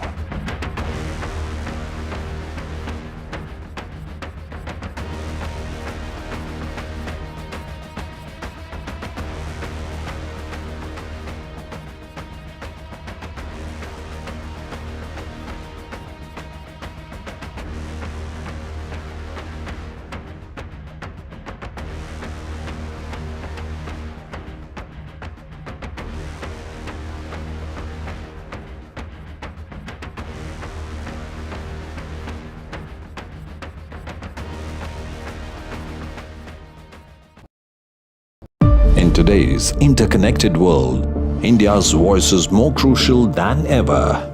When India speaks, the world listens. At NDTV World, we are that voice, bringing you intelligent and insightful news from India and beyond. From geopolitics and diplomacy to economic shifts, migrations, tech disruptions, and the stories of our diaspora. We cover the news that shapes our global future. NDTV World, your new home for global news, is here. I now request the Honorable Prime Minister to launch NDTV World and address the summit. It was the grand launch of NDTV World by Prime Minister Narendra Modi. NDTV World, as he laid out his vision for the India century at the NDTV World Summit. ऐसी सदी जिसमें भारत के प्रयासों से दुनिया में स्थिरता आए, in the presence of those who are shaping our future. मेरी तरफ से आपको ढेर सारी शुभकामनाएं हैं। NDTV World, your new home for global news, is here. Stay informed and entertained with the new and updated NDTV News app. You can watch all our channels live, listen to podcasts, read breaking and exclusive news from around the world and more. Download the NDTV app today and get access to the best journalism and storytelling on your smartphone or tablet. The NDTV app, news that matters to you. NDTV proudly upholds its legacy of trust and credibility. According to the prestigious Reuters Institute's Digital News Report 2024, NDTV is the topmost news platform in the country. Number 1 in both online and offline reach in India. Beating all its competition, NDTV stands for trust. Hello and welcome to India Sense, where I speak with global opinion makers. The United States has made a strategic decision over the last 20 years to move closer to India. Our $7 trillion economy seems a perfectly conceivable number. If you want to be a national party, it's that you sort of accept the way the world is rather than want to endlessly hark back to how it was. Modi is promoting the digitization of the economy, which is accelerating growth in the country. New day, new show, a new experience. Start your day with the news, not views. We bring you stories that matter and impact your lives. News that informs and keeps you ahead. from maximum city, Mumbai, to the seat of governance, Delhi.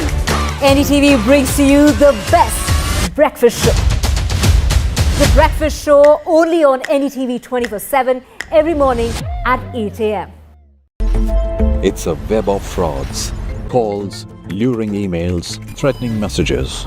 Cyber frauds have cast their net wide and everyone is at risk. We track the victims, their horror stories as they get conned online, extorted and robbed of their hard-earned money. How to identify a cyber fraud and how to stay cyber safe. What are your options? Fraud.con, NDTV initiative for cyber safety. Only on NDTV 24/7. I've been reporting on all issues big and small from Andhra Pradesh, Telangana, rest of South India, bringing you all the action, all that you need to know, all that you want to know. The energy of maximum city is infectious. I bring in that energy in our news coverage from financial capital Mumbai. India's IT capital is always buzz. It's literally a city that never sleeps. And I keep you ahead on all the Bengaluru buzz. Covering from the southernmost part of India over the last 23 years, I bring in-depth and 360-degree coverage from the Dravidian heartland. The land of Mishti is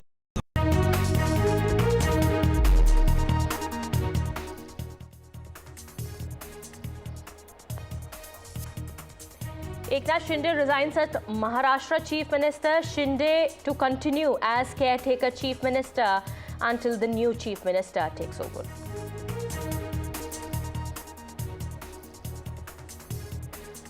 President Draupadi Murmu marks the occasion of Constitution Day at the historic Central Hall of Parliament. PM Modi attends Constitution Day celebrations.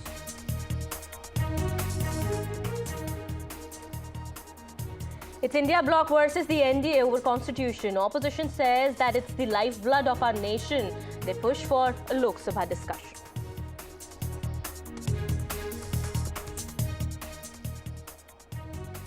Top General's critical review of other women officers serving in key command roles reflected in a letter. Defense sources say that we are committed to induction of women officers.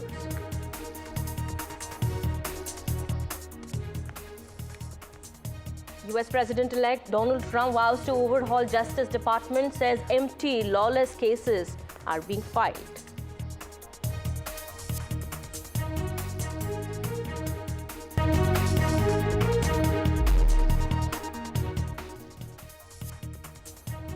Hi there, a very good afternoon. You're watching NDTV 24/7. My name is Kitty Bahel. It's a huge face-off that has erupted over Constitution Day celebrations.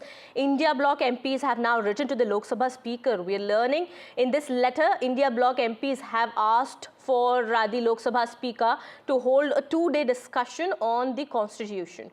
Well, India bloc MPs have now written this letter and have asked that there must be discussion on Constitution. Well, they are asking for a two-day Constitution. That is what we are learning. Well, celebrations have started, and it's going to be an year-long celebration of the Constitution Day of 75 years of adopting the Constitution. Well, President Draupadi Murmu, Vice President Jagdeep Dhankar, Prime Minister Modi, also Rajya Sabha LOP Mallikarjun Kharge, Rahul Gandhi were all present at the Parliament today, and also read the preamble to the Indian Constitution on the occasion of 75 years of Constitution of India. But this face-off now that has erupted between the NDA versus the India bloc, this looks like it's going to escalate further, and now the India bloc is demanding a two-day discussion. Listen in to the reactions that have come in, Mallikarjun Kharge, as well as we've spoken to Gaurav Gogoi. संविधान दिवस पहले भी मनाया गया था, आज भी मनाया है, और हम ये चाहते हैं कि इसको 2 दिन डिस्कशन देना चाहिए.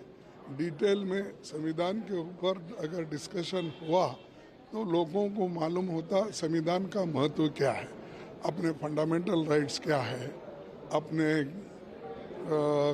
सेक्युलरिज्म के बारे में क्या है, सोशलिज्म के बारे में क्या है.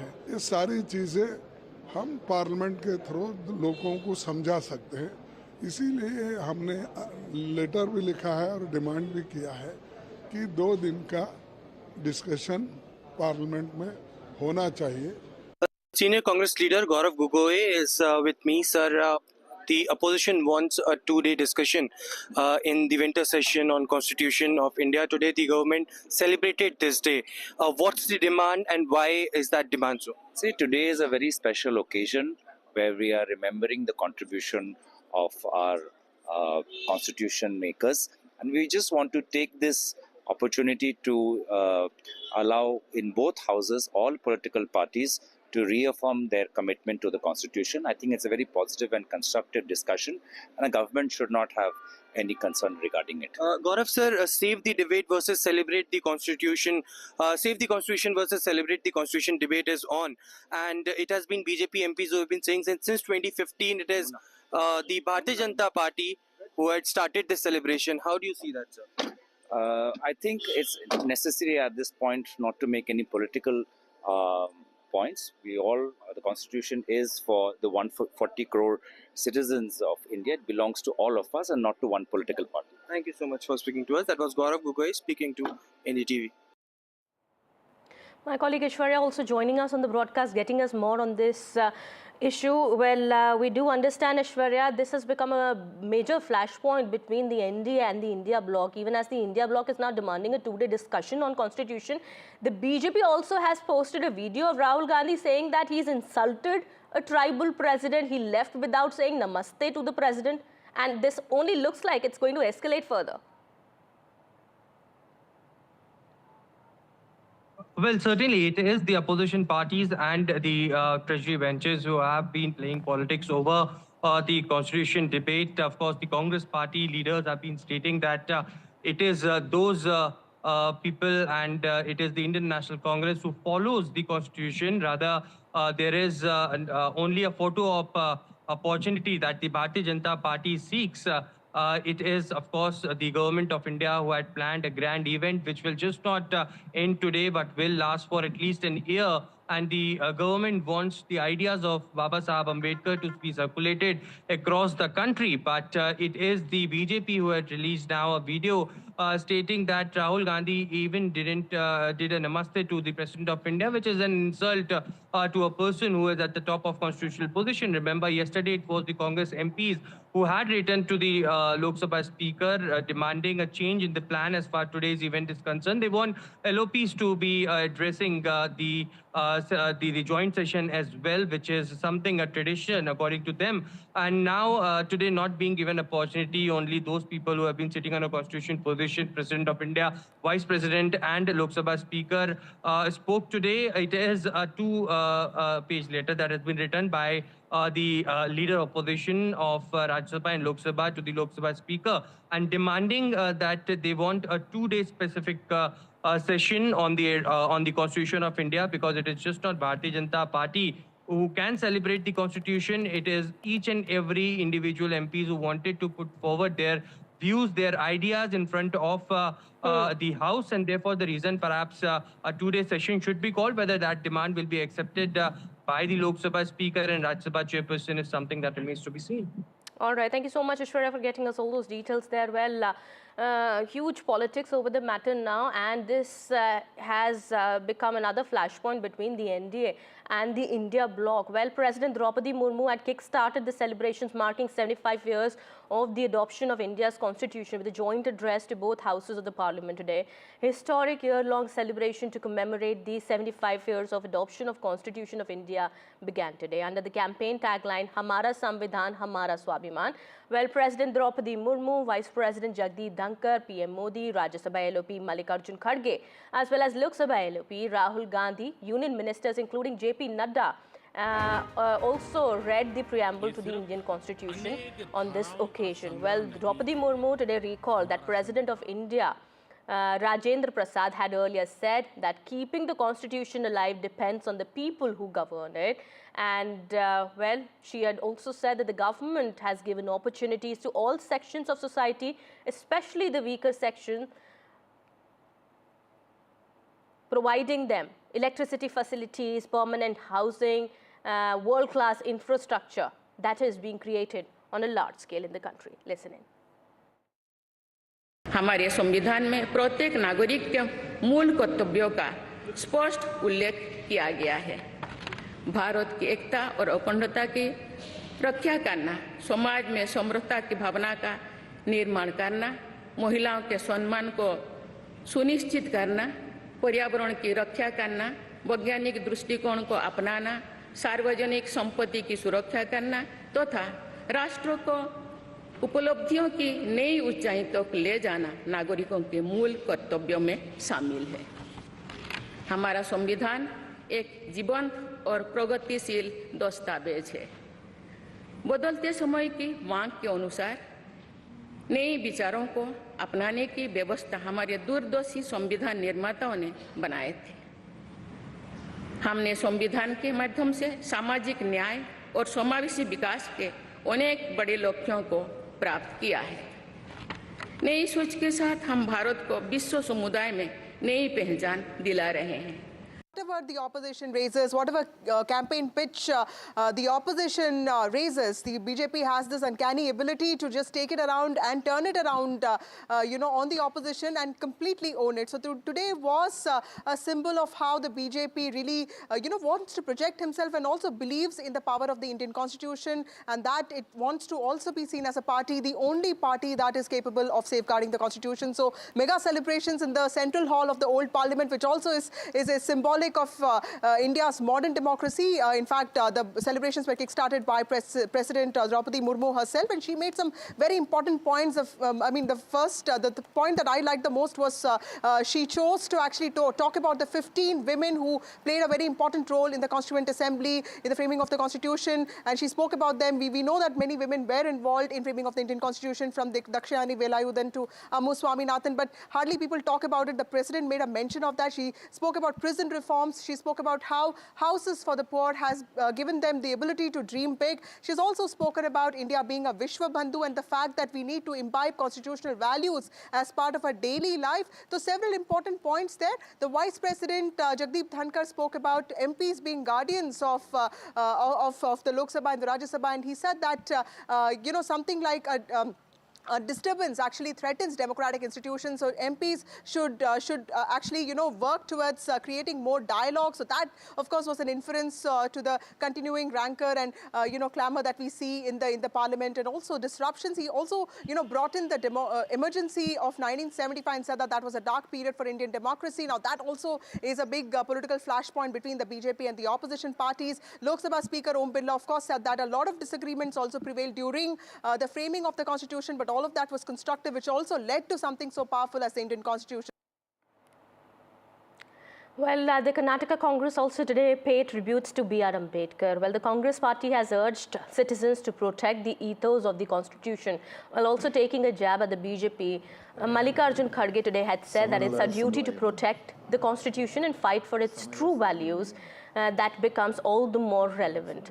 Well, remember, Siddaramaiah also today had said that the Constitution had enabled him to become the Chief Minister. இந்திய மக்களாகிய நாம்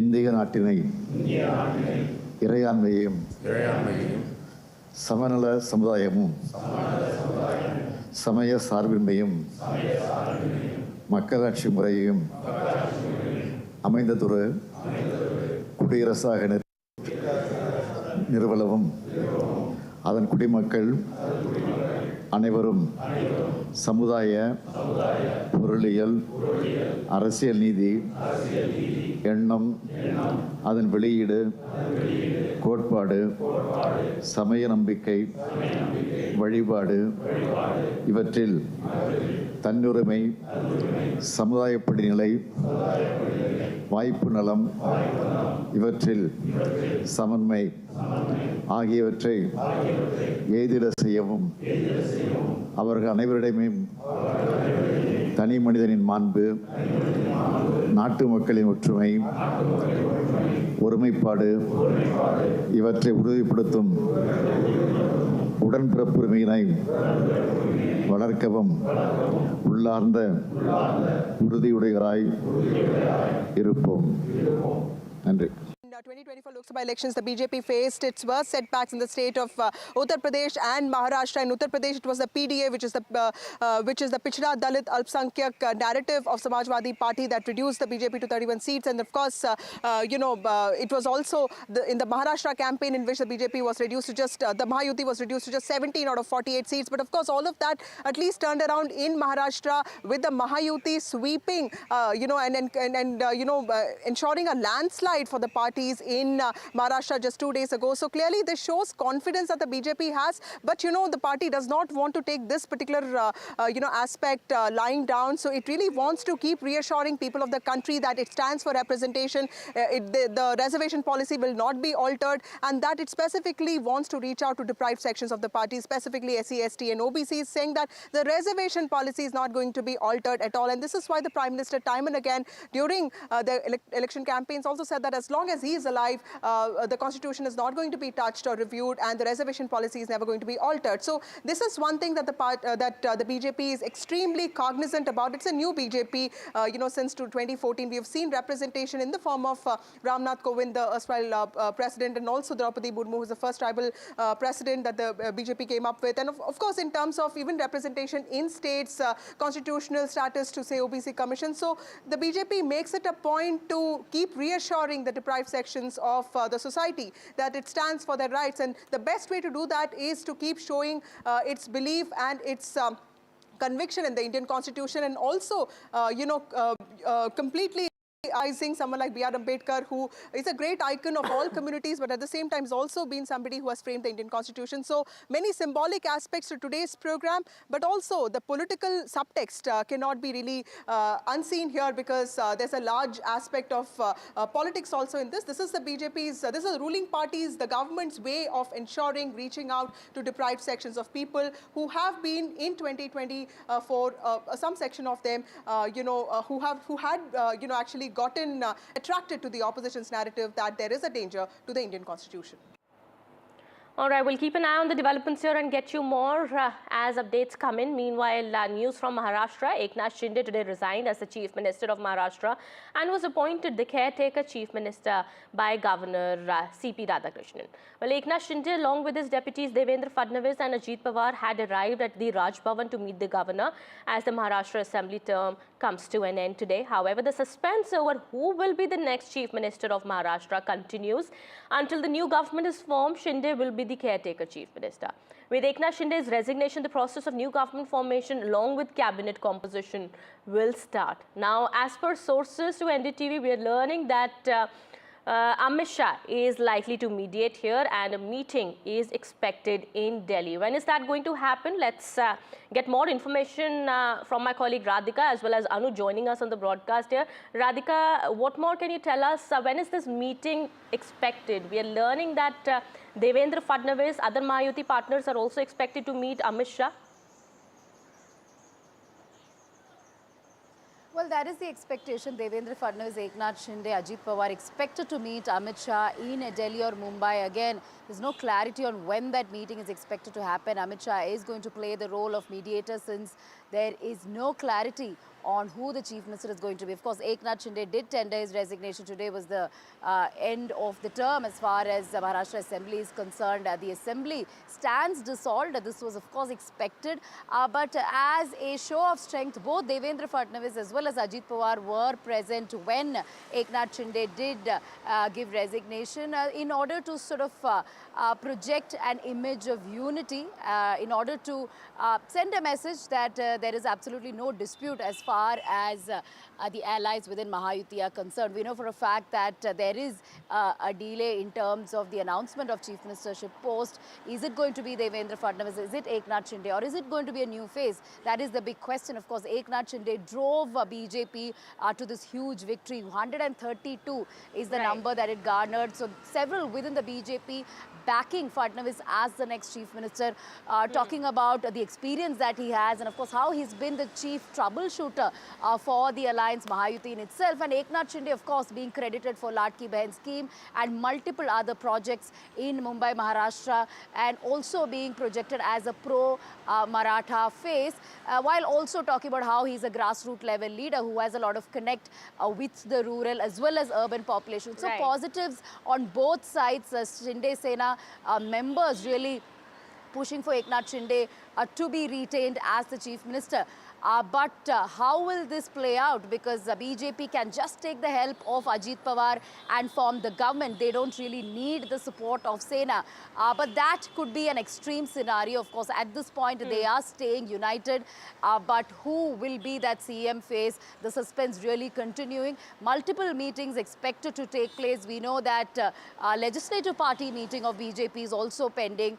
That could also happen in a day or two. But the most important meeting could be with Amit Shah in order to come to a consensus on the CM face. Absolutely. Let me go across to Anuj also. Anuj, what's happening in both camps? The Fadnavis camp as well as Shinde camp. What are you learning about?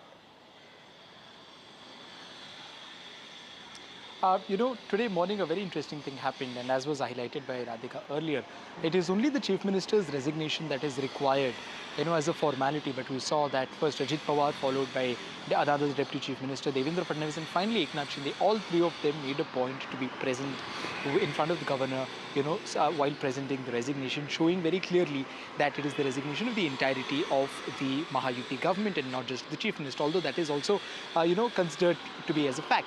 But what this shows is that at least at the surface level, they are trying to put forth a united face. And it becomes even more important to highlight, when we are talking about such kind of scuffles or possible scuffles between different factions of Mahayuti taking place, which means that they're not really going to give up on the unity. They are not really going to give up on the alliance that easily. Now it becomes crucial for Eknath Shinde's camp to compromise to a certain extent. We're seeing that they have a strong, part of an alliance there. They have got as many as 57 MLAs, which is still 75 less than what the Bharatiya Janata Party had. And as all the leaders from both the camps, have said that there were no pre-poll promises being made in this election. Amit Shah was there, and one thing was communicated with all of them is that the decision on who is going to become the chief minister will be taken after the results are out.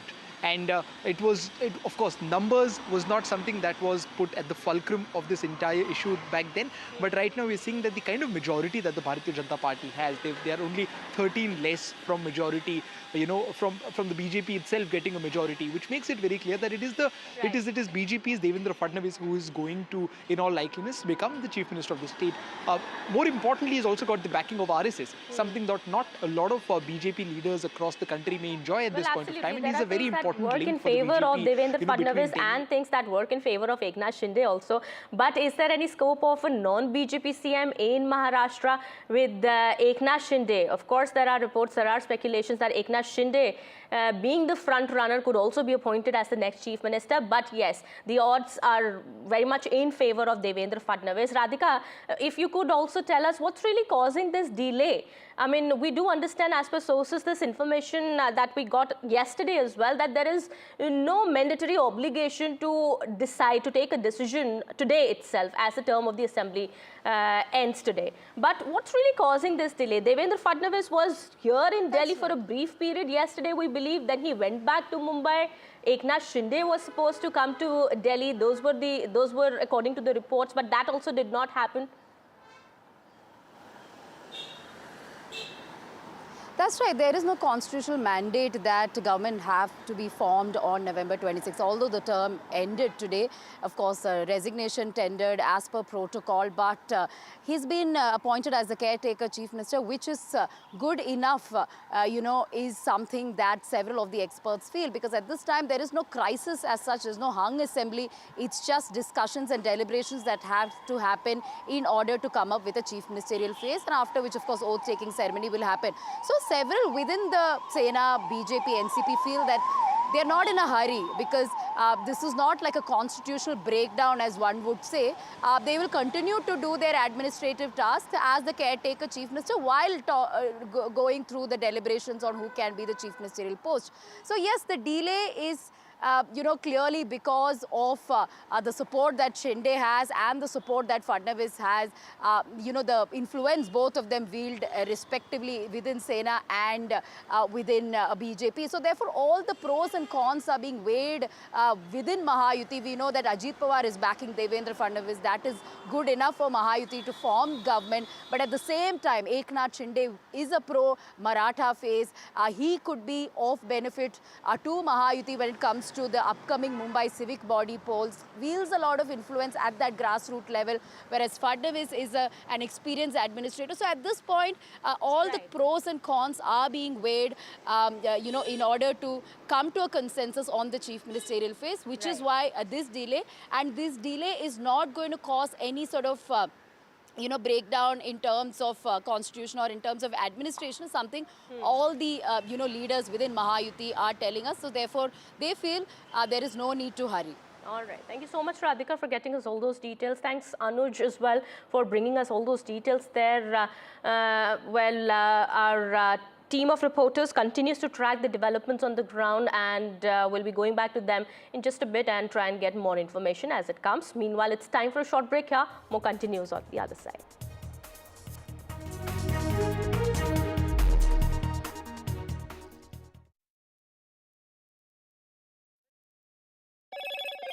Hello, Moto.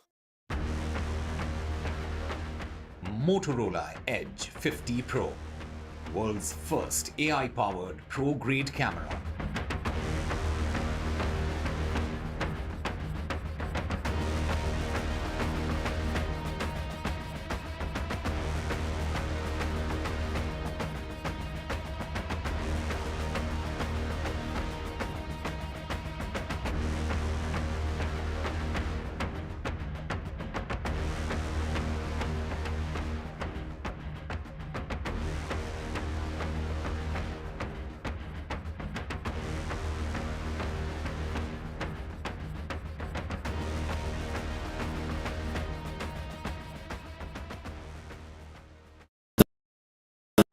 today's interconnected world, India's voice is more crucial than ever.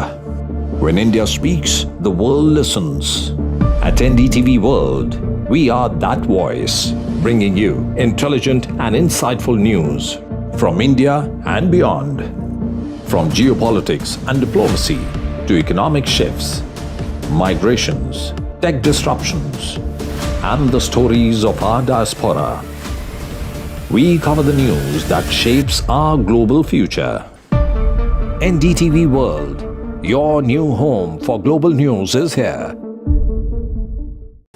Stay informed and entertained with the new and updated NDTV News app. You can watch all our channels live, listen to podcasts, read breaking and exclusive news from around the world and more. Download the NDTV app today and get access to the best journalism and storytelling on your smartphone or tablet. The NDTV app. News that matters to you. NDTV proudly upholds its legacy of trust and credibility. According to the prestigious Reuters Institute's Digital News Report 2024, NDTV is the top-most news platform in the country. Number 1 in both online and offline reach in India. Beating all its competition, NDTV stands for trust. Hello and welcome to India Sense, where I speak with global opinion makers. The United States has made a strategic decision over the last 20 years to move closer to India. Our $7 trillion economy seems a perfectly conceivable number. If you want to be a national party, it's that you sort of accept the way the world is rather than want to endlessly hark back to how it was. Modi is promoting the digitization of the economy, which is accelerating growth in the country.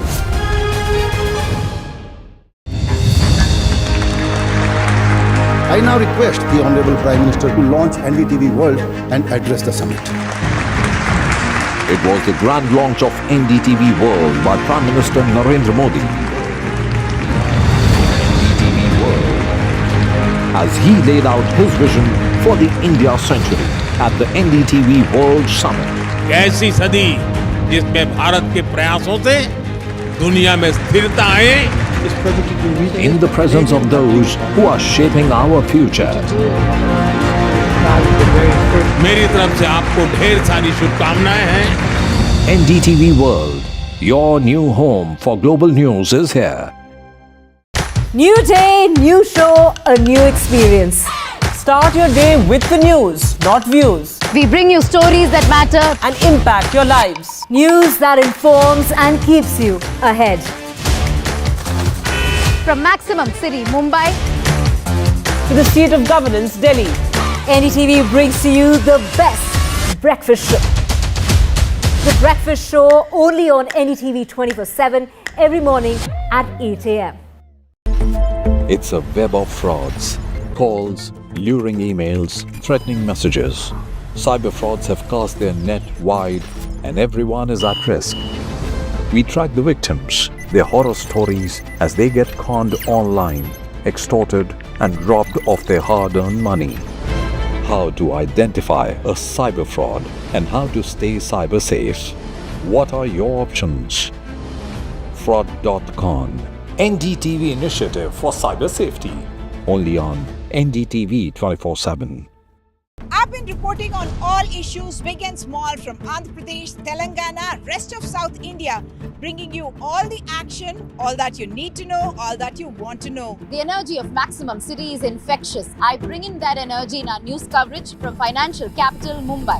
India's IT capital is always buzz. It's literally a city that never sleeps. And I keep you ahead on all the Bengaluru buzz. Covering from the southernmost part of India over the last 23 years, I bring in-depth and 360-degree coverage from the Dravidian heartland. The land of Mishti is also known for its bitter politics. I have seen much water flow under the Howrah Bridge, covering Bengal in all its vivid colors. In today's interconnected world, India's voice is more crucial than ever. When India speaks, the world listens. At NDTV World, we are that voice, bringing you intelligent and insightful news from India and beyond.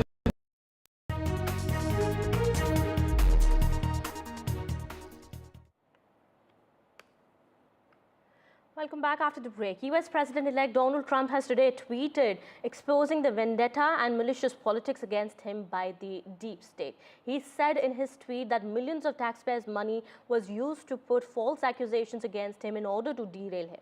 He has also called out the US Justice Department and names of various district attorneys who ran this alleged malicious agenda against him. Well, his tweet says that the cases against me, like all of the other cases I have been forced to go through, are empty and lawless and should never have been brought. Over $100 million of taxpayers' money was wasted rather, in the Democrat Party's fight against their political opponent. That's me. He's also gone on to say that nothing like this had ever happened in a country before. They've also used state prosecutors and district attorneys such as Fani Willis and her lover, Nathan Wade, who've had zero experience, absolutely zero experience in cases such as these, but were paid millions, enough for them to take numerous trips and cruises around the globe. He's also said that unethically and also probably illegally, these campaigns were run on getting Trump, and also people were forced to do so by the Justice Department and the Democrat Party. He said it was a political hijacking and a low point in the history of our country that such a thing could have happened, and yet I persevered against all odds and won. Make America great again. That's the tweet that was put out by Donald Trump. We also have Mr. Brahmachelani, strategic affairs expert, joining us on the broadcast here. Thank you so much, sir, for speaking to NDTV. How do you look at these grave allegations and accusations by Donald Trump against the Biden administration? He's also called out the US Justice Department here. Well, these are not just mere allegations. The fact is that half the American public believes that the justice system in the US has been weaponized. This is the reason why 3/4 of Americans, according to one Gallup survey, believe that American democracy is broken. The justice system has been both politicized and weaponized. One reason why Trump has been reelected is the fact that they tried to build a legal wall around him. They tried to use the court system to finish him politically. They failed in that effort, but in the process, they made him into a hero in the eyes of the common Americans, especially those who have traditionally supported the Republican Party.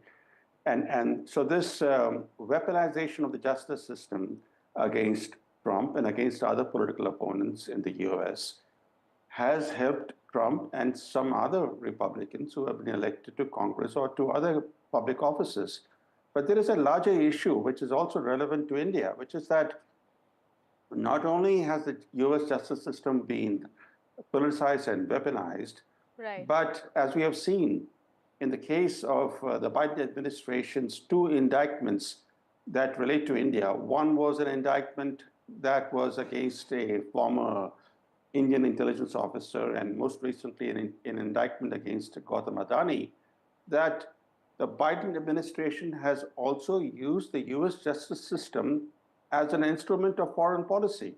So there are both domestic and international aspects about the politicization of the US justice system. So this tweet absolutely brings to focus how the same deep state has been using this modus operandi against Indian businessmen by accusing them in false cases. Well, and this is troubling because the US-India relationship is pivotal to balance of power in the Indo-Pacific. But because of the actions of the Biden administration, the momentum in this relationship has been lost, and will require effort on the part of the incoming administration led by Donald Trump to revive that momentum. The US-India partnership needs to be strengthened, needs to be expanded, and it's very important that that neither the justice system in the US be employed as an instrument of foreign policy against India, nor should the Khalistan card be used against India the way it has been used since last year. For example, when Prime Minister Modi last visited the US in September for the group for the summit of the Quad, on the eve of his visit, the White House hosted Khalistan militant leaders at the White House. They were briefed by senior administration and intelligence officers, and this meeting was publicized by the White House as if to send a message to New Delhi. And I think that such steps certainly have done some damage to the US-India relationship. Absolutely. And that damage needs to be repaired. Do you think that's expected in the near future once Donald Trump takes over? With this tweet also, he signaled a massive overhaul. Well, of course, he aims to bring positive change in the country, and also in the US Justice Department, as he referred, that it has been running a malicious campaign. It's a good question. The thing is that we know what Trump intends to do. The big question is whether he'll be able to do it, because the deep state is very powerful. Its tentacles extend everywhere, and the Justice Department includes the FBI, which is a very powerful, some would say an all-powerful organization. And in Trump's first term, instead of cleaning the swamp in Washington as he promised to do, he was at the receiving end of the deep state. So it's an open question whether in his second term, he'll be able to do what he had promised in the first term, because now, of course, he's much wiser. He has better knowledge of how to get things done. But still, the deep state is the deep state. It is a very powerful state, and it's a state within the state. It's a state that controls strategic policy.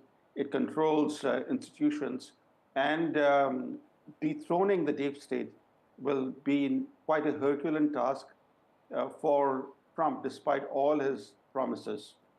Absolutely. It's not going to be an easy road for Donald Trump ahead, but he has been categorically also repeatedly saying that he aims to bring development as well as positive changes in the country once he assumes his responsibility. Well, of course, thank you so much, sir, for speaking to NDTV and also putting things in perspective for us here, for our viewers also here. Thank you so much. All right, we are now shifting our focus now to some more news that we're tracking at this point in time. This is from Chandigarh. We are learning 2 explosions took place outside 2 clubs in Chandigarh on Monday night, with the police suspecting it to be a case of attempted extortion. As per officials, the blast took place in Sector 26 outside the Seville Bar and Lounge that is owned by singer and rapper Badshah, and also outside the Diora Club. Well, the CCTV footage shows a man throwing what is suspected to be crude bombs at the clubs and running away. Both the restaurants are 30 meters away from each other.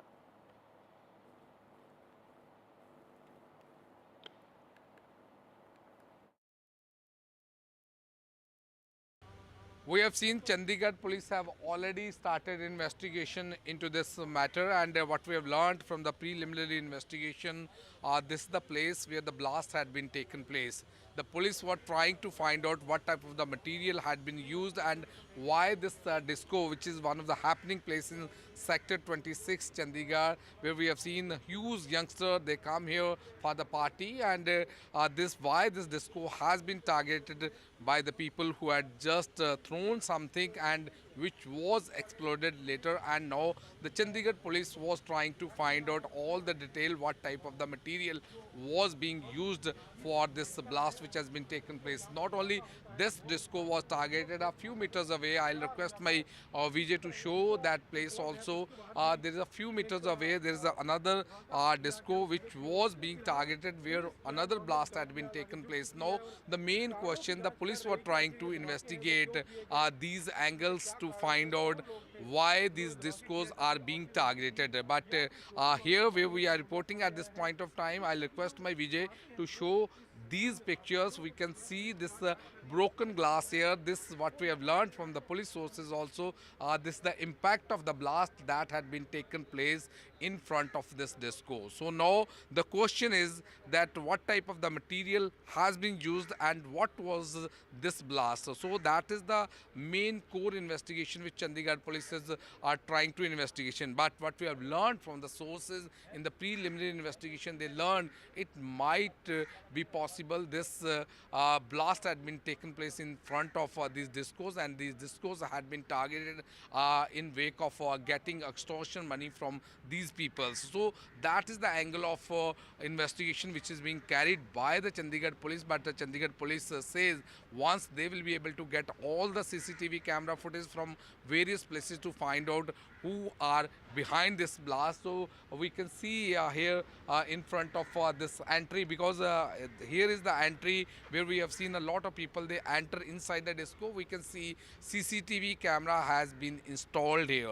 So now, as of now, they are trying to find out the technical evidence. They are also trying to find out who are the people behind this blast, and that investigation is being carried by the Chandigarh police. So they are also trying to find out what type of material had been used, and for that they had already roped in forensic experts so that they will be able to get all the technical evidence in this case.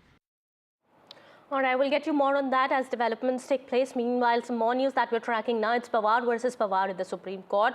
Well, amid the legal battle over the NCP symbol, we're learning now Sharad Pawar has filed an affidavit in the top court. The affidavit says that Ajit Pawar tried to confuse voters and he tried to exploit the goodwill linked with the clock symbol. Remember, the Supreme Court had earlier asked Ajit Pawar-led NCP to issue a disclaimer in newspapers that the matter of allocation of the clock symbol to it was sub judice. Well, the court had also directed Sharad Pawar and Ajit Pawar factions to not waste their energies in the court and instead try to woo voters for the upcoming Maharashtra elections. Then, well, Sharad Pawar also, remember, had moved the apex court against the Feb 6th order of the EC, recognizing Ajit Pawar-led group as the real NCP.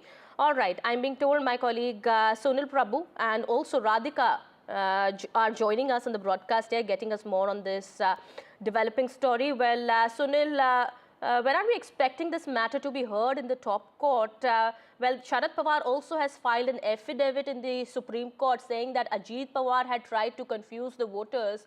Give us more information about that. Well, hopefully after lunch, it's been listed and we'll be able to see what they have to say. This is, of course, of academic exercise. Whatever you say in the affidavit, whatever the Supreme Court does, it's ultimately now, water. You're really to use crying over spilt milk. It's going to be a little bit too late. Whatever you do, whatever fine you do, whatever the Supreme Court may comment, and whatever Mr. Sharad Pawar is alleging, it's the damage has already been done. So we'll have to wait and see how things play out. But definitely, he has put it on an affidavit to say that Mr. Ajit Pawar used unfair or was able to fool the people with the clock symbol and take complete mileage in this entire exercise. Absolutely. Let me go across to Radhika also. Radhika, what's really the Sharad Pawar camp planning to do next? I mean, the matter, of course, is going to be heard in the court. But what's their strategy now going to be? That's right, Sharad Pawar not really backing down. Once again, he's knocked the doors of Supreme Court, and this matter is only continuing as far as the symbol row goes. Now filing an affidavit saying that Ajit Pawar has only tried to mislead the voters by using the clock symbol, in a way indicating or rather hinting at the fact that, the Ajit Pawar faction won the elections by misleading the voters by using clock symbol, which was traditionally associated with Sharad Pawar. So that's what he's in a way indicating.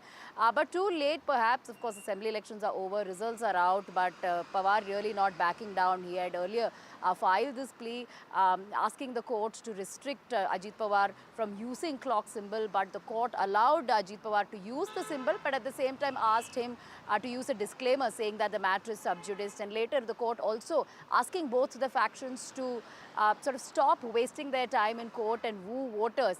But after the assembly election results, once again Sharad Pawar going ahead and filing this evidence, also saying that he has evidence to prove that voters were misled by using this particular symbol, and you know, the voters were fooled and so on. So we'll have to see you know, what the court will say, whether court will take cognizance and issue any sort of directives or orders. That is something we'll have to wait and watch on. Absolutely. Thank you so much, Radhika, for getting us all those details. Well, Sunil Prabhu as well for getting us all those details on that. Well, the court hearing expected to take place after lunch. That is what we're learning at the moment. We'll get you more on that as updates come in.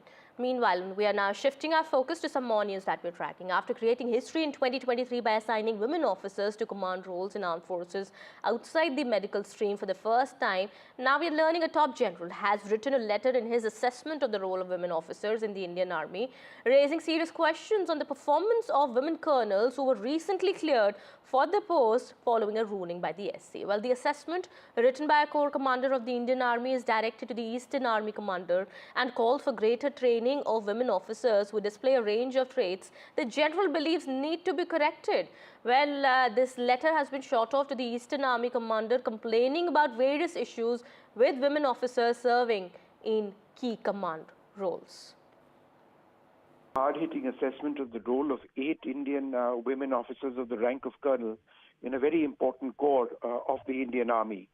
Remember, it was after a Supreme Court order that women were allowed in command positions in a number of areas of the Army.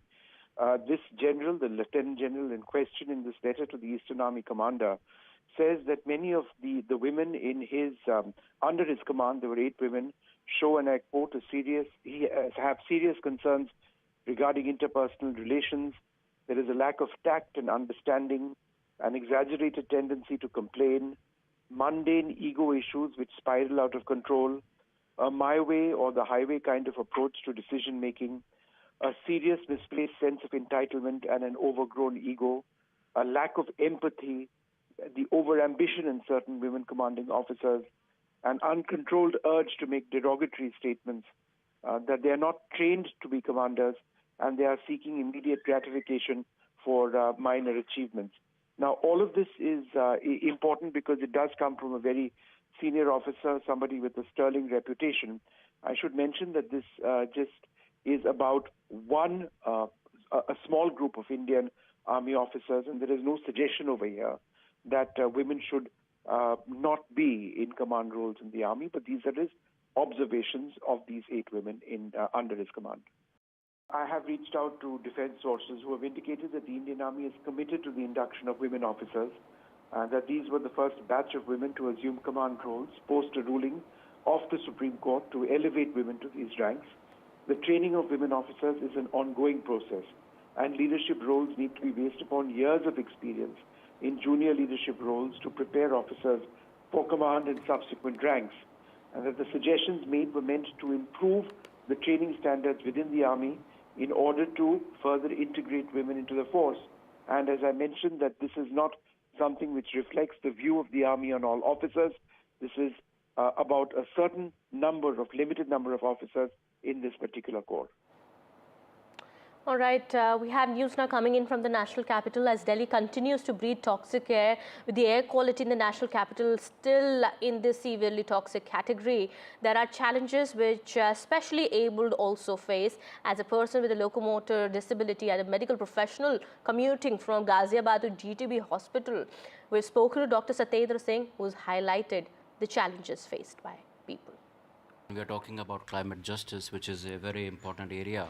We are often excluding disability justice from the whole discussions. And if you look at the graph 4, it is not only the graph 4 which is problematic. In fact, graph 3 is also problematic because if you look at BS3 and BS4 vehicles, both petrol and diesel, they are being barred in both graph 3 as well as graph 4. The graph 3-4 restriction says that we cannot commute. I have to take leave today because I cannot go because, metro is accessible. The moment you get out of the metro, what you will see is inaccessibility everywhere. And we are talking about, the capital of India. The guidelines for making all public places accessible was 14th of June 2022. And now we are in the Amrit Kal, and you can see that again, there are these restrictions. I'm not in favor of a complete shift to the online mode. Hybrid mode is there where there is a flexibility, and what we want to do is that we need to shift to the universal design of learning so that every learner who is having, irrespective of a children with or without disability, they can be accommodated in the learning atmosphere and they can learn. And for that, you don't need a strict online mode. Rather, you need a flexibility approach, a hybrid approach, a synchronous and asynchronous learning in that way. When there is a one type of a didactic mode of instructions where there is just a screen and there is no, one-to-one engaging conversations, then they tend to lag behind because there is a not direct conversation despite the, means of engaging the students, but there is that thing. The second thing, the screen lighting and timing also, it affects a lot of people who are either having, some chronic neurological conditions or otherwise also. Well, news from Tamil Nadu now. Heavy rains continue to lash parts of Tamil Nadu. IMD has now predicted heavy rain for the next 2 days as well. Remember, schools and colleges are closed in parts of Tamil Nadu. And Chief Minister Stalin has said that the state is completely prepared to tackle any emergency. Well, several parts of Chennai continue to be waterlogged. And what we're learning that the IMD has now said that there is a possibility of extremely heavy rain for the next 2 days. Well, my colleague Sam gets us more. It's a rainy day in Chennai as the Met has forecast moderate rainfall, even as there is a red alert for the Delta districts with a forecast for extremely heavy rainfall in districts like Nagapattinam, Mailadurai and Thiruvarur, where as we speak, intermittent rainfall is being received there. The Met says the depression over the Bay of Bengal has now intensified into a deep depression, because of which there will be extremely heavy rainfall in at least 4 Delta districts today and tomorrow, including Nagapattinam, Mailadurai, Kadalur and Thiruvarur, besides the Karaikal region in Puducherry. Authorities say they are fully prepared. Monitoring officers have rushed to these areas. Senior bureaucrats, besides NDRF and SDRF teams, have also been deployed there to make sure they are on standby, just in case if required. It's a rain holiday for schools and colleges in many of these 4 districts, and authorities say they've also kept ready many shelters, just in case if people ought to be evacuated. Fishermen have been advised to not venture into the sea, and those who are already in the sea have been asked to return to the shore quickly. In terms of preparedness, in places like this in Chennai, it's well above ankle-deep waters. This is near the well-known Gemini flyover. And authorities say the stormwater drains in many pockets have reduced the impact of the flooding. But in areas like this, low-lying pockets, there is inundation as well. Chief Minister M.K. Stalin says the state is fully prepared and all eyes will be on the delta areas, which are bracing for extremely heavy rainfall today and tomorrow. In Chennai with Suresh, Sam Daniel, Find the TV. All right, with that, it's time to wrap this edition. More news and updates continue on the other side. Stay tuned.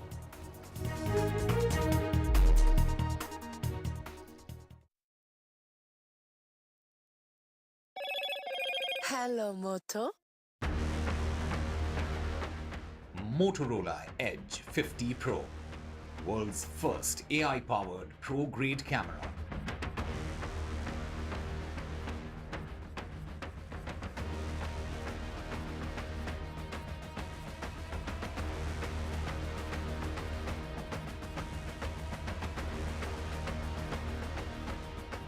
Eknath Shinde, Maharashtra Chief Minister Shinde to continue as caretaker Chief Minister.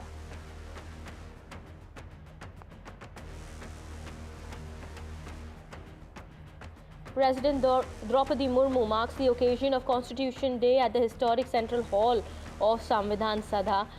PM Modi attends Constitution Day celebrations. It's India bloc versus NDA over constitution. The opposition says it's the lifeblood of our nation.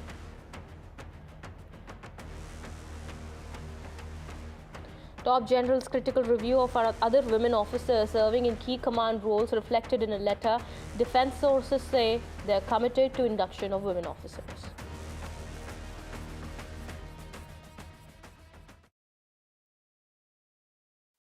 Stay informed and entertained with the new and updated NDTV News app. You can watch all our channels live, listen to podcasts, read breaking and exclusive news from around the world and more.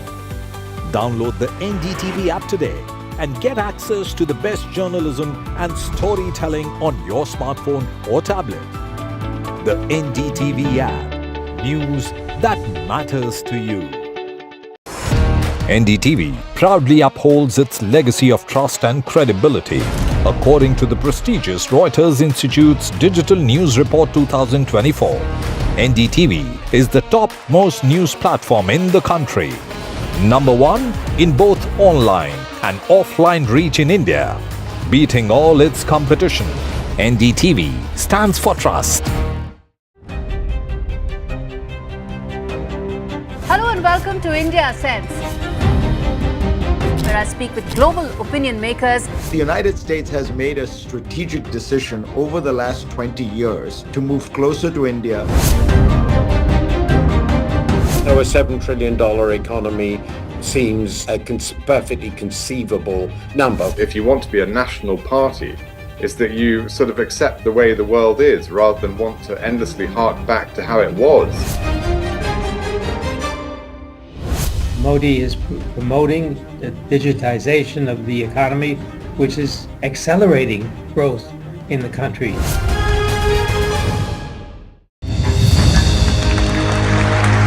I now request the Honorable Prime Minister to launch NDTV World and address the summit.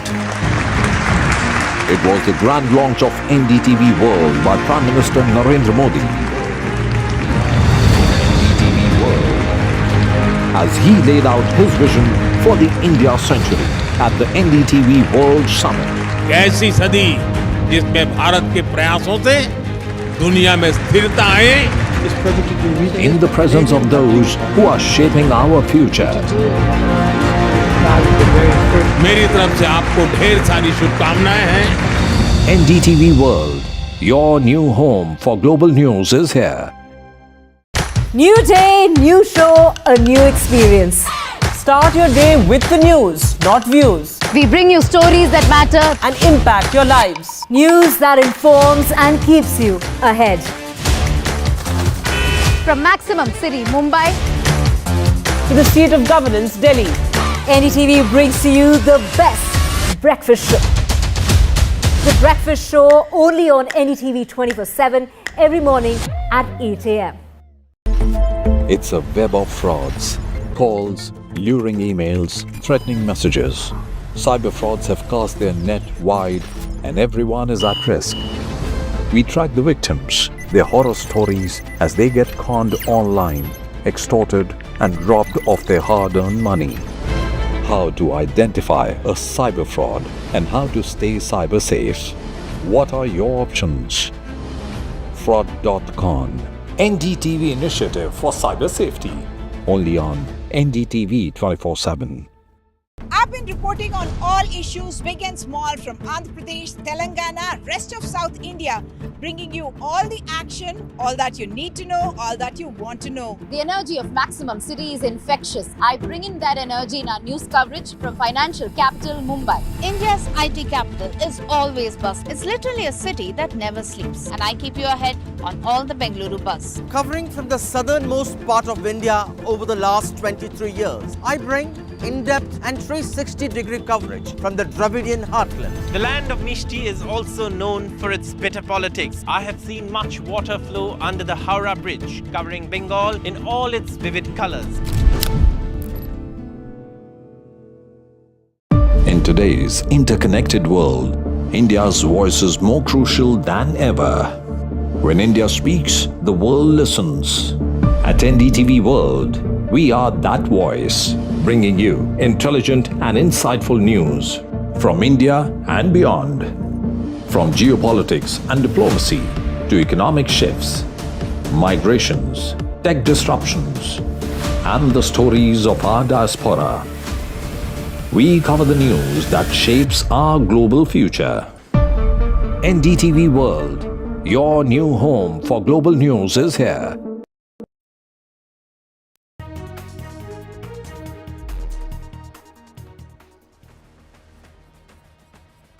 Good afternoon and welcome to NDTV. I am Ankit Tyagi, quickly taking you to the headlines we are tracking at 2 p.m.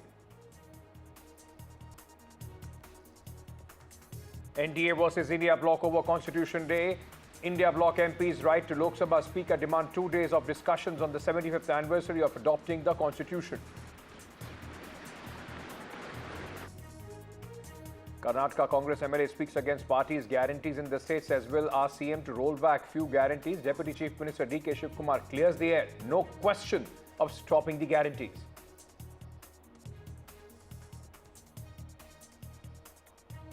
Suspense continues over who will be the next Chief Minister of Maharashtra. Shinde resigned, Sena hopeful he will be making a comeback.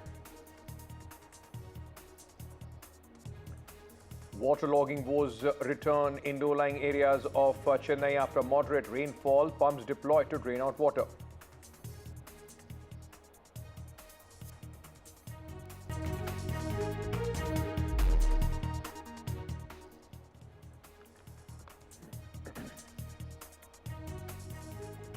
Now, today was in fact, celebrations of the 75th anniversary of adopting the Constitution of India, and this became the topic of face-off between NDA and the India bloc. The Treasury benches versus the opposition. The India bloc MPs have written to the Lok Sabha Speaker and have demanded discussions to be held for over 2 days on the Constitution. India bloc has upped the ante against the NDA government, while the MPs write to the Lok Sabha Speaker and demand this discussion on the Constitution. There so far has been no word from the Lok Sabha Speaker on the India bloc's demand. संविधान दिवस पहले भी मनाया गया था, आज भी मनाया है, और हम ये चाहते हैं कि इसको 2 दिन डिस्कशन देना चाहिए. डिटेल में संविधान के ऊपर अगर डिस्कशन हुआ तो लोगों को मालूम होता संविधान का महत्व क्या है, अपने फंडामेंटल राइट्स क्या है, अपने सेक्युलरिज्म के बारे में क्या है, सोशलिज्म के बारे में क्या है. ये सारी चीज़ें हम पार्लियामेंट के थ्रू लोगों को समझा सकते हैं.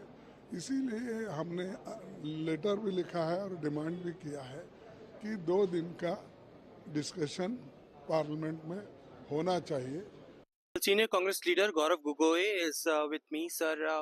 The opposition wants a 2-day discussion in the winter session on Constitution of India. Today, the government celebrated this day.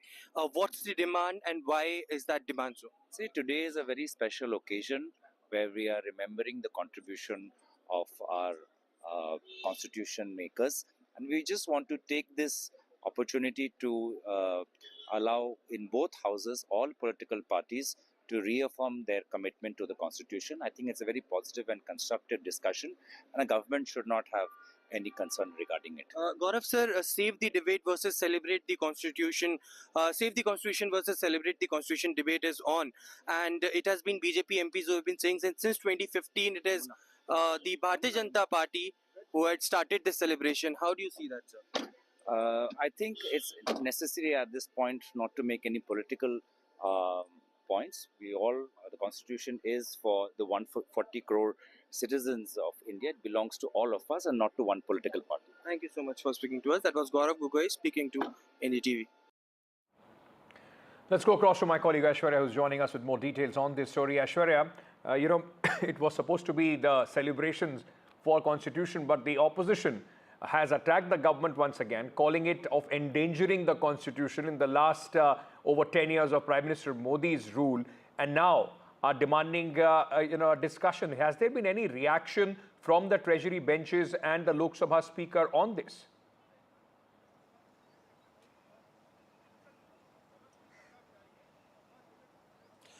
Well, regarding the constitution celebrations, it is both the opposition parties and the treasury benches who wanted to make their point clear, who wanted to send across their message to people in large that they are the savior of this constitution. They are the ones who follow the constitution, and therefore the reason perhaps today when there was the celebration in the old Samvidhan Sadan, in the old Parliament building at the Samvidhan Sadan, it was of course the leader of opposition who was placed on the dais, but it was outside the Parliament where where the floor leaders have come out and stated that they have written a letter to the Speaker of Lok Sabha that they want and demand a two-day specific session on the celebrations of adoption of Constitution and 75 years of Constitution, because each and everyone has their own views. They wanted to present their views in front of the public as well, and therefore the reason perhaps a session should be called, and they wanted to take participation on that. It is Congress MPs who have stated that they follow the constitution, and this is mere a photo op opportunity that the government has done today early in the morning while the joint session was called.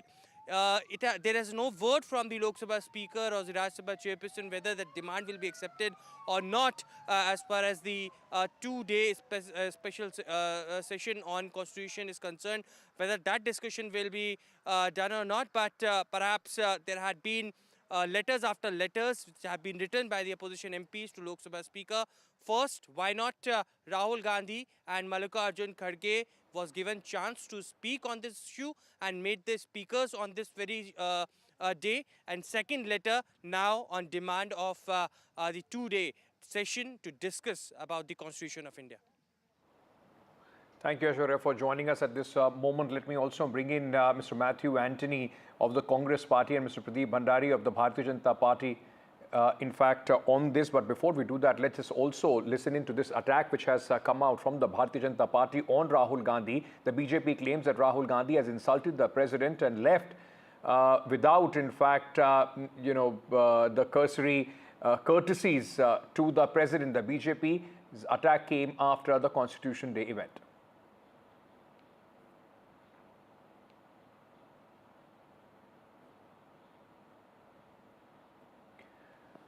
Right, so this was the charge of the Bharatiya Janata Party. Mr. Antony, how would you like to respond to what the BJP is saying on this event? In fact, saying that the leader of opposition left without extending courtesies to the President of India. Ankit, the whole BJP's existence is on debranding Rahul Gandhi and defaming Rahul Gandhi. On one hand, they say Rahul Gandhi is irrelevant, Rahul Gandhi is immature. On the other hand, they invest billions of dollars into damaging the brand of Rahul Gandhi. It's not something which they have started today. They have started this decades back. And now, Amit Malaviya's existence in BJP is on Rahul abuse.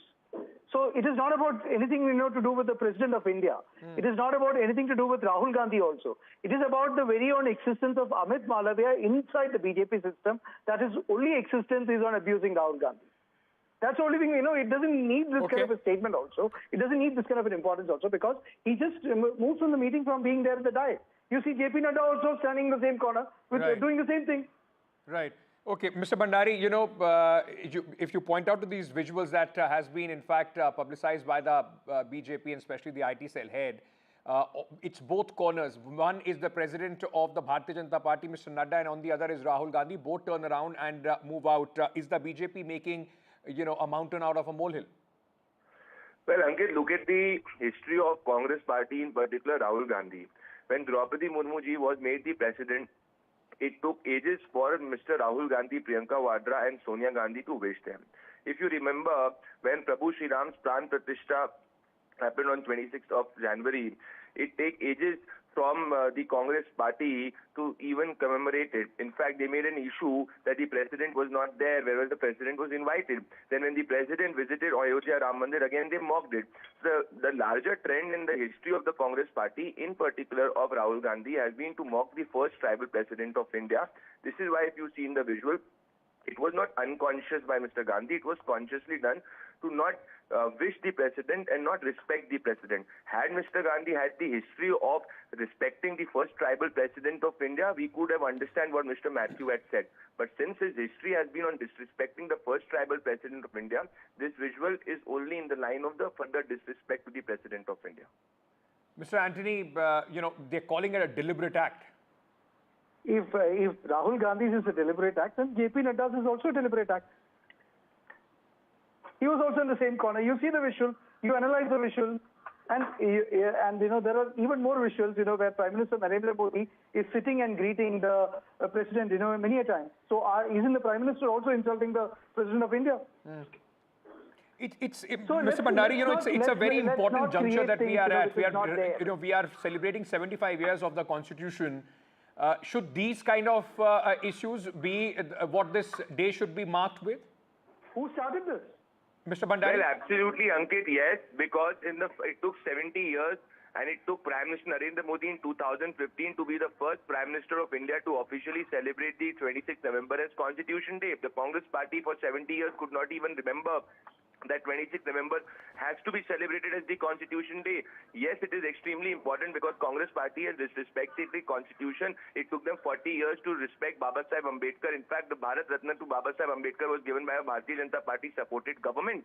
It is so whether it is Baba Saheb Ambedkar, who is a Dalit, or whether it is Draupadi Murmu ji, who is a tribal, the Congress Would you say Party the same thing because in between the Congresses, Congress's rule, Mr. Bhandari, there were 6 years of Mr. Vajpayee as well. Would you say the same thing, that he also forgot the Constitution because he did not celebrate the Constitution Day as Prime Minister Modi is doing?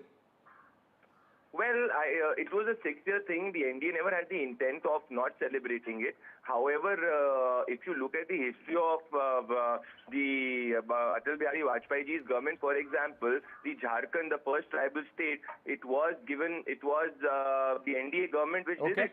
So look at the history is what I'm talking about.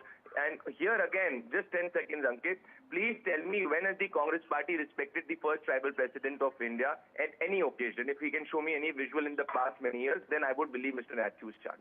Okay, I'm completely out of time, but I'll have to give 10 seconds to Mr. Matthew Antony to respond to what Mr. Bhandari is saying. Go ahead, Mr. Antony. There are so many visuals, which is there. They only do selective visuals, which they put it out. There are so many visuals, which we have, and we have no place of disrespect to the President of India. Whether it is a tribal, whether it is anyone, for that matter, whether it is a woman, whether it is a man, it doesn't matter. We respect the President of India's office. But do BJP respect the Constitution? Because whenever we have ruled this country, we have leave the Constitution. There's some breaking news coming in. I'll have to leave it here. Thank you for your patience and your time and presenting your party's view on this. Moving on to this breaking news, which is coming in from Bangladesh at this moment. Bail has been denied to the priest in Dhaka, and India has reacted to this. India has said that this is deeply concerning.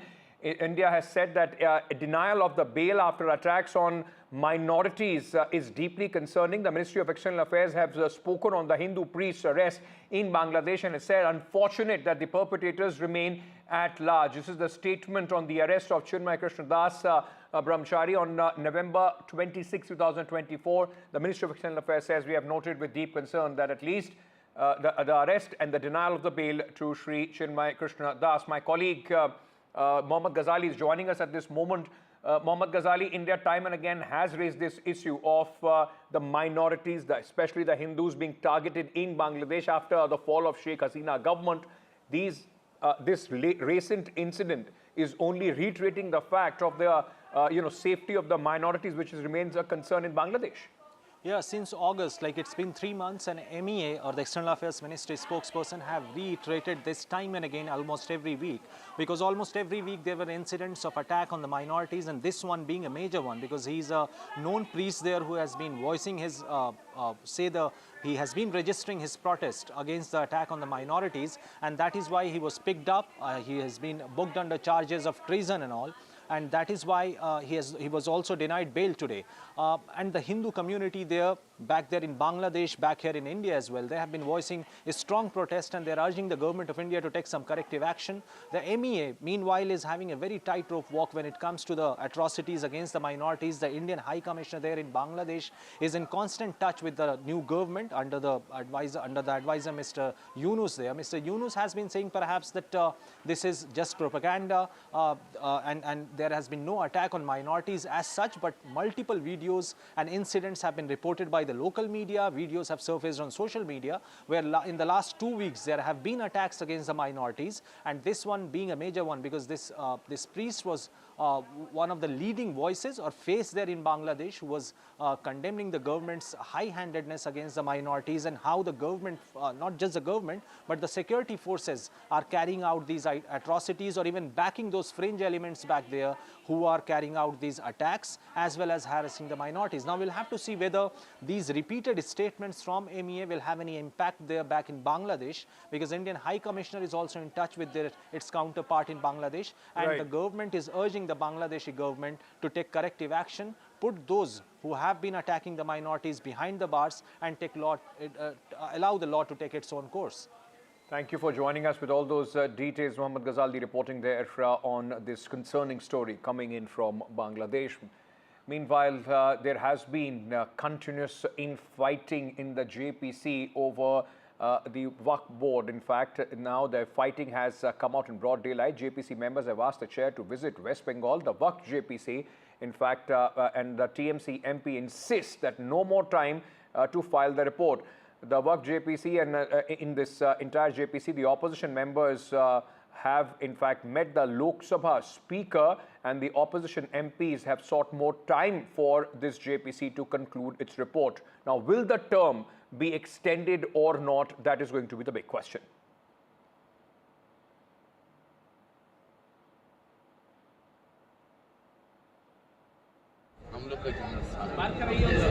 जैसे भी हमारे सोमनाथ बाबू भी दिए नहीं थे। हाँ, ऐसा सोमनाथ बाबू भी दिए नहीं थे। कलकत्ता चलिए, पाटना चलिए, चलिए, लखनऊ चलिए, भुवनेश्वर आए थे, आपको लिए सब कुछ है, लेकिन हम लोग का स्पीकर है, समझा? आपको लिए सब, आपको जल्दी क्यों, जल्दीबाजी क्यों? अरे बढ़ गया, अरे हम हुई नहीं पता, अरे आपको पता नहीं पता, हम तो बोला है, हम लोग स्पीकर साहब को, हम लोग के लिए स्पीकर साहब कितना दिन हो तो स्पीकर साहब वो हमारा लीडर, हम लोग के लिए स्पीकर है, हम लोग बोल रहे आप जितना साथ दिया इतना साथ कोई स्पीकर नहीं देंगे, हम लोग का जितना साथ, जैसे भी हमारे सोमनाथ बाबू भी दिए नहीं थे। हाँ, ऐसा साथ कोई नहीं, सोमनाथ बाबू भी दिए नहीं थे। कलकत्ता चलिए, पाटना चलिए, चलिए, लखनऊ चलिए, भुवनेश्वर आए थे, Going across to my colleague Aishwarya, who's joining us with more details on this. Aishwarya, now this has become one of the most contentious JPCs. We have seen ugly scenes inside the discussions while the JPC was now on. Now, what are you picking up from your sources regarding this extension that the opposition MPs have sought?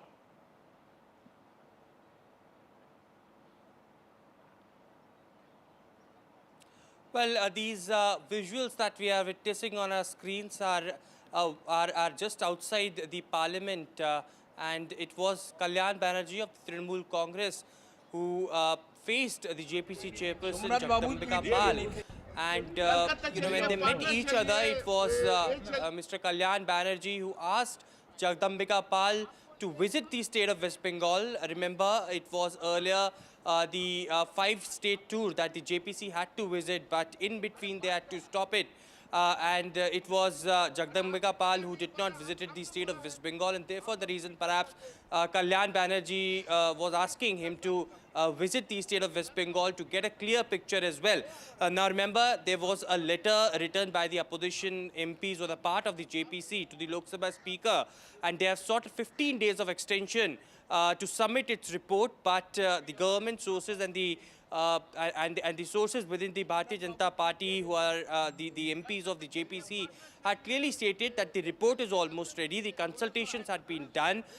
There had been several stakeholders, the 6 ministries that had been called for the presentation. all had been completed and there is no need for an extension, and they are ready to submit this report before the last date of intersession of Parliament, that they are bound to do so. But it is Kalyan Banerjee who is stating that because the Speaker, who had saved the opposition members many a times, this time as well he will agree to their demand and the extension will be given. Now, whether that will happen or not, the word will only come from the Lok Sabha Speaker, but something unusual, something which is not seen very much in the sense when the opposition MPs got to meet JPC chairperson out in open, and there was some bitterness and some laughter as well when Kalyan Banerjee met Jagdambika Pal and insisted him to visit West Bengal before submitting the report of the JPC on Waqf Amendment Bill. Thank you, Aishwarya, for joining us with all those details. Shifting focus now to Karnataka, where is there a question mark over the guarantees that the Congress party gave in the state of Karnataka, or at least announced them before winning the elections, and then they were rolled out? Now, one Congress Karnataka MLA has spoken against these guarantees. Congress MLA has said, we'll ask the Chief Minister to roll back some guarantees, unable to give houses to the poor. The MLA has left the Congress government in Karnataka red-faced, and now the Deputy Chief Minister has lambasted the MLA and said that he will show cause, notice to him. Now, DK Shiv Kumar has hit back and has said he cannot speak like this, and there is no question of stopping the guarantees. The powerful Deputy Chief Minister clearing there. ಇವಾಗ ಏನಂದ್ರೆ ಈ guarantee schemes ಇರೋದ್ರಿಂದ ಸ್ವಲ್ಪ ಮನೆಗಳು ಕೊಡೋದು ಸ್ವಲ್ಪ ಕಷ್ಟ ಆಗ್ತಾ ಇದೆ. ಇವಾಗ ಅದೇ ನಾವು ಮುಖ್ಯಮಂತ್ರಿಗಳು ಕೇಳ್ತಾ ಇದ್ವಿ, ಸ್ವಲ್ಪ 2-3 ಈ ಗಾಡಿನಲ್ಲಿ ಅಡ್ಡಾಡೋದು, ಸ್ವಲ್ಪ ಯಾವ 1-2 ಯಾವ ಬೇಕಾಗಿಲ್ಲ ಅಂತ ತೆಗೆದುಬಿಟ್ಟು ಮನೆಗಳು ಕೊಡ್ರಿ ಅಂತ ಹೇಳ್ಬಿಟ್ಟು ಕೇಳ್ಬೇಕು ಅಂದ್ಕೊಂಡಿದ್ದೀವಿ. ನೋಡೋಣ ಅಂತ ಮುಖ್ಯಮಂತ್ರಿಗಳು ಅವರು ತೀರ್ಮಾನ ಅವ್ರ ಮೇಲೆ ಬಿಟ್ಟಿದ್ದು, ಅವ್ರು ಏನು ತೀರ್ಮಾನ ಮಾಡ್ತಾರೆ ಅದಕ್ಕೆ ನಾವು ಭದ್ರವಾಗಿರ್ತೀವಿ.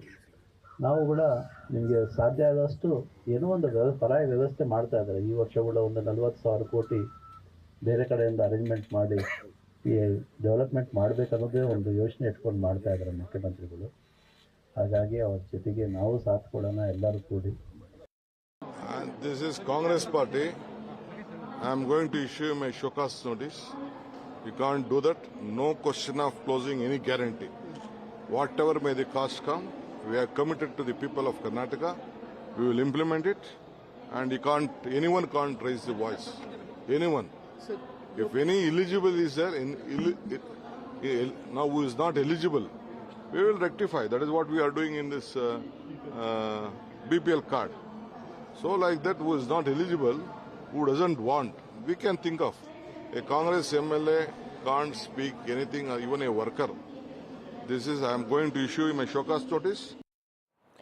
Let me go across to my colleague Veera Raghav, who is joining us with more details. Veera Raghav, is it the realities pinching in as far as the cost of these, guarantees is concerned, or is DK Shiv Kumar, with the kind of anger that he has shown, he has now put a full stop to all these possibly politically, hot potato to the opposition?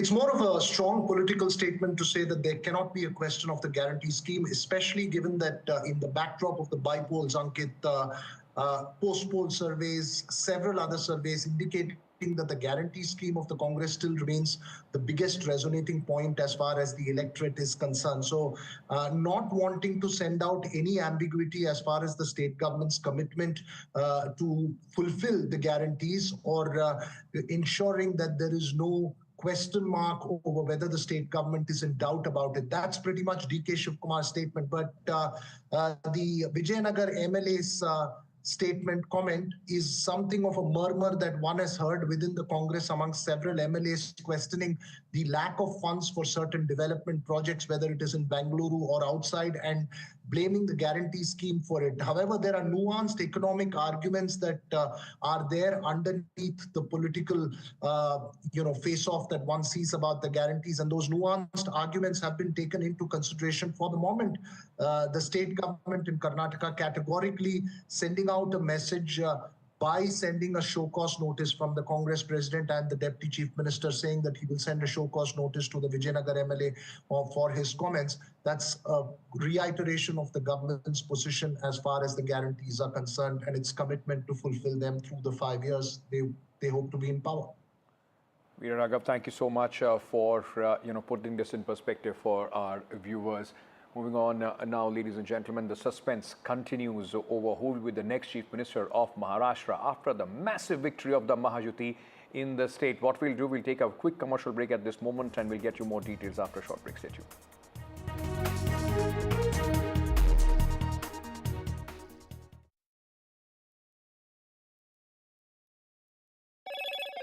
Hello, Moto. Motorola Edge 50 Pro, world's first AI-powered pro-grade camera.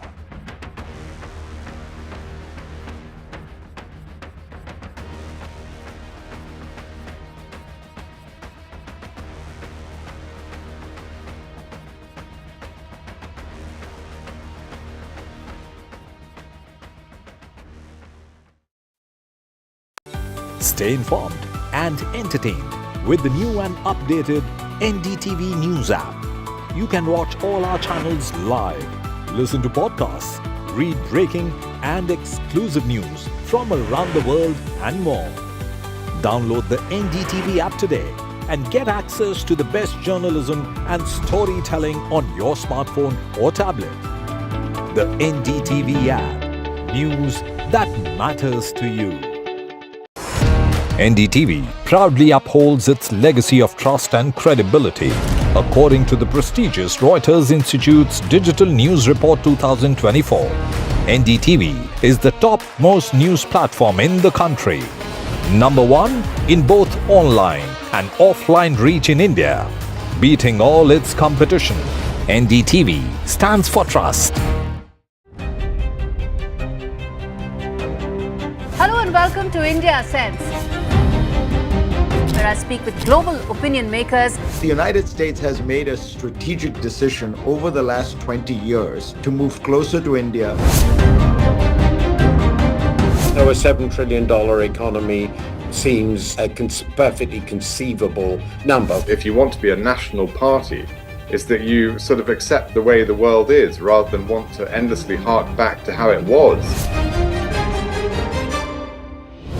Modi is promoting the digitization of the economy, which is accelerating growth in the country.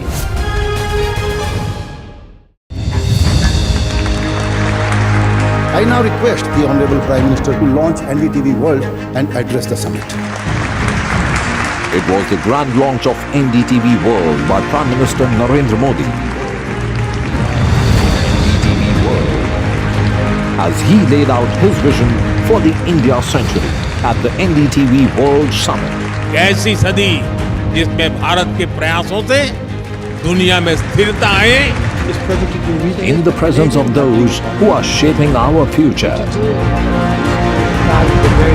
मेरी तरफ से आपको ढेर सारी शुभकामनाएं हैं. NDTV World, your new home for global news is here. New day, new show, a new experience. Start your day with the news, not views. We bring you stories that matter and impact your lives. News that informs and keeps you ahead. From Maximum City, Mumbai, to the state of governance, Delhi, NDTV brings to you the best breakfast show. The breakfast show only on NDTV 24/7 every morning at 8 a.m.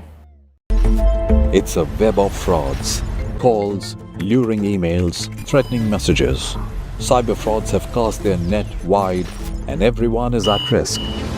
We track the victims, their horror stories as they get conned online, extorted and robbed of their hard-earned money.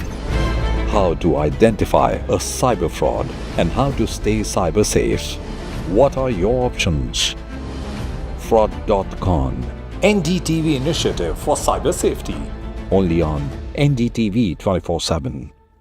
I've been reporting on all issues big and small from Andhra Pradesh, Telangana, rest of South India, bringing you all the action, all that you need to know, all that you want to know. The energy of Maximum City is infectious. I bring in that energy in our news coverage from financial capital Mumbai. India's IT capital is always buzz. It's literally a city that never sleeps. And I keep you ahead on all the Bengaluru buzz. Covering from the southernmost part of India over the last 23 years, I bring in-depth and 360-degree coverage from the Dravidian heartland. The land of Mishti is also known for its bitter politics. I have seen much water flow under the Howrah Bridge, covering Bengal in all its vivid colors. In today's interconnected world, India's voice is more crucial than ever. When India speaks, the world listens. At NDTV World, we are that voice, bringing you intelligent and insightful news from India and beyond. From geopolitics and diplomacy to economic shifts, migrations, tech disruptions, and the stories of our diaspora. We cover the news that shapes our global future. NDTV World, your new home for global news is here. Stay informed and entertained with the new and updated NDTV News app. You can watch all our channels live, listen to podcasts, read breaking and exclusive news from around the world and more. Download the NDTV app today and get access to the best journalism and storytelling on your smartphone.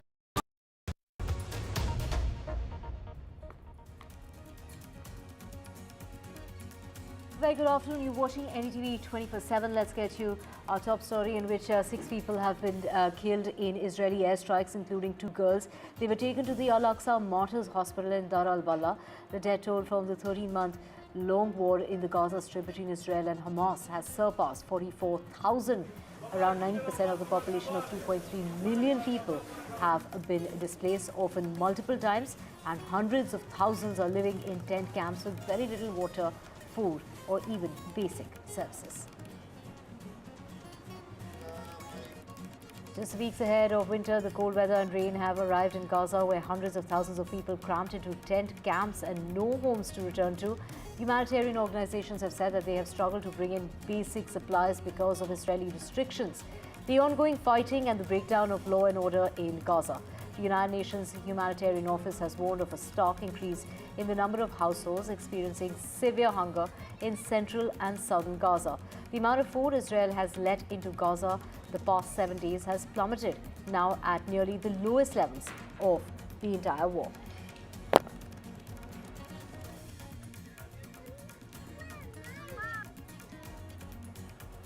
The Israeli military displays what it claims are some of the Hezbollah weapons and equipment that was found in southern Lebanon. Hezbollah began attacking Israel on the 8th of October in 2023, a day after Hamas's raid on southern Israel, setting off more than a year of fighting. It escalated into an all-out war in September with massive Israeli airstrikes in Lebanon and later an Israeli ground incursion into the country's south. Now, Hezbollah has fired thousands of rockets into Israeli cities and towns, including nearly 250 on Sunday itself. Israeli officials say Prime Minister Benjamin Netanyahu, this is the security cabinet, is set to convene on Tuesday to discuss a proposed ceasefire deal to end fighting between Israel and Lebanon-based Hezbollah.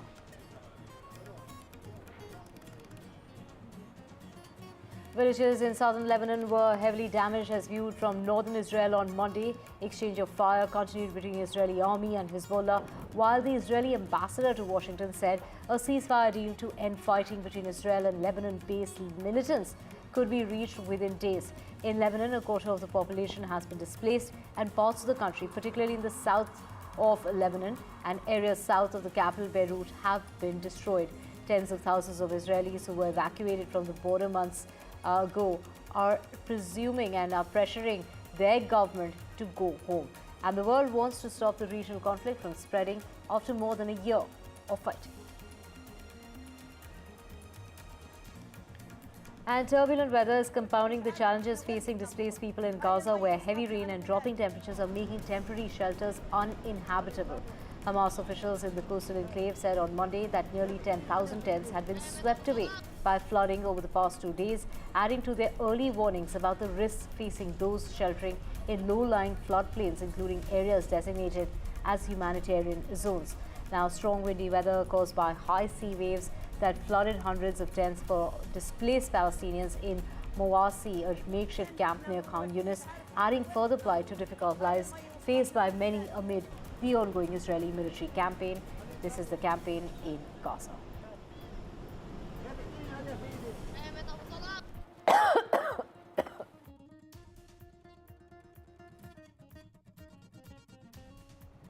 Kharkiv's regional military administration shared footage on Monday of the aftermath of Russia's latest attack on Kharkiv city centre that injured at least 23 people. The attack on the city was carried out with a modified S-400 missile, according to Kharkiv official. It targeted a central, densely populated residential area.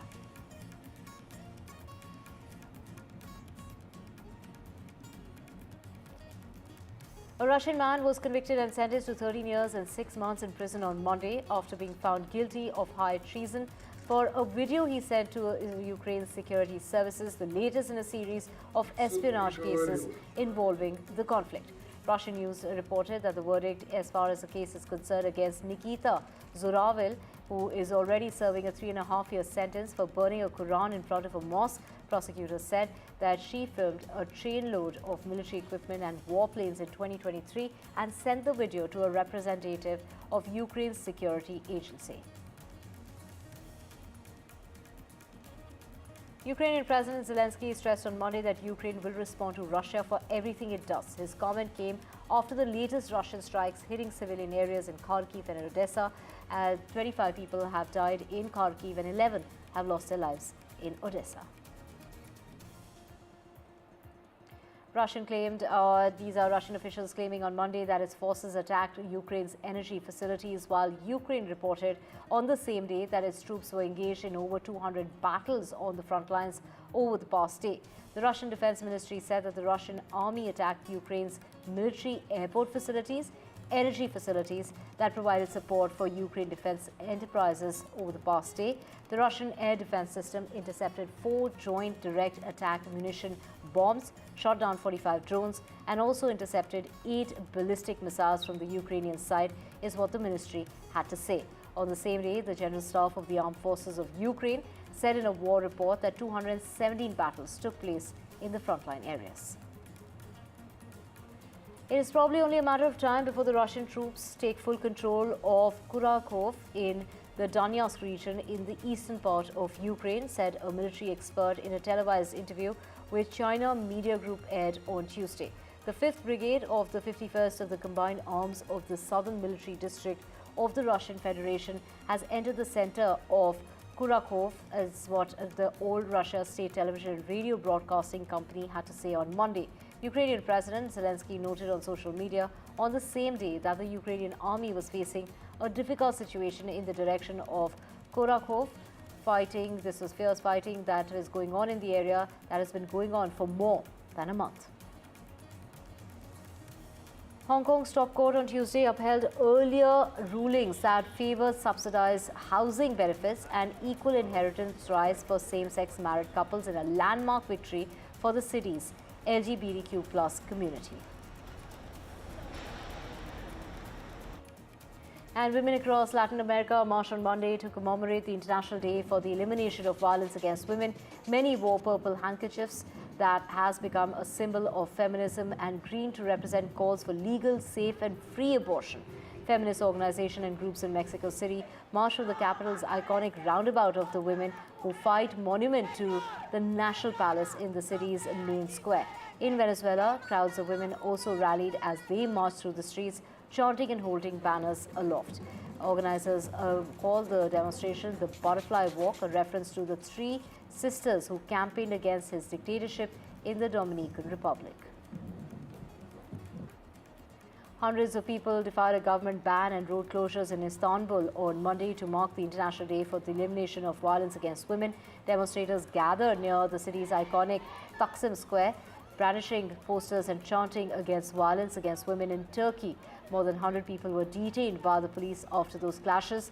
In 2021, Turkey withdrew from the Istanbul Convention, a landmark European treaty protecting women from gender-based violence, and Turkey was the first signatory of the treaty, which bears the name of its largest city. The Istanbul Convention states that men and women have equal rights and obliges state authorities to present and to take steps to prevent gender-based violence against women, protect victims and prosecute perpetrators.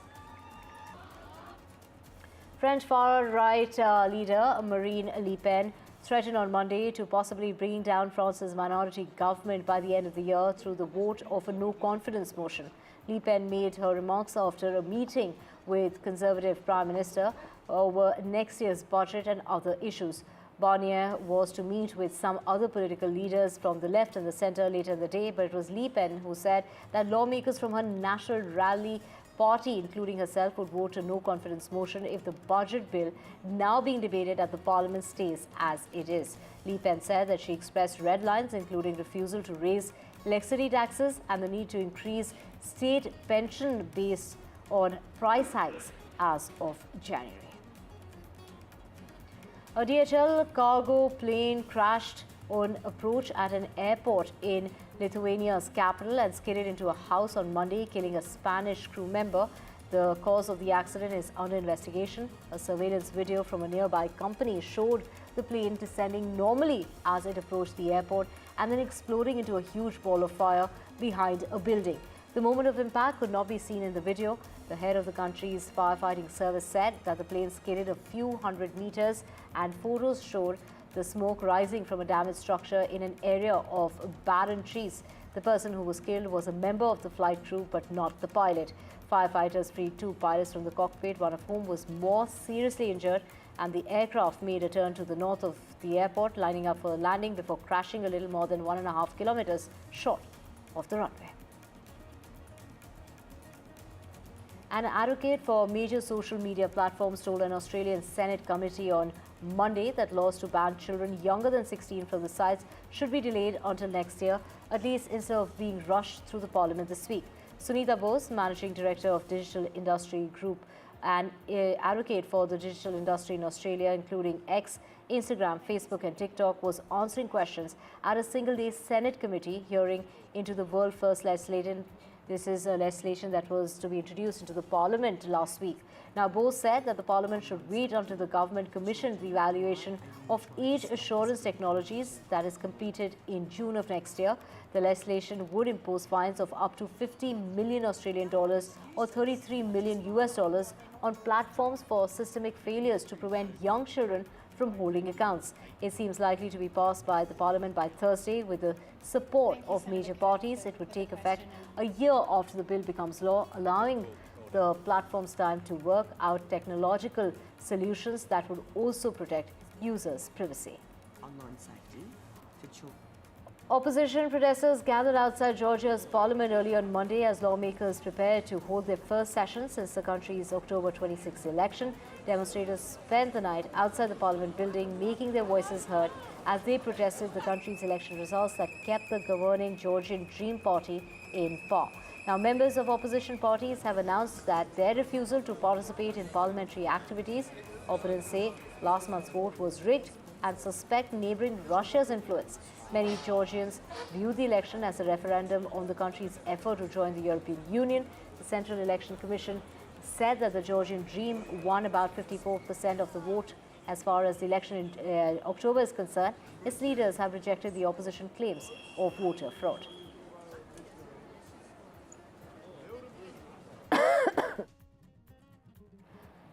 The Thanksgiving travel rush is expected to be bigger than ever before this year in the United States, with 80 million people in the U.S.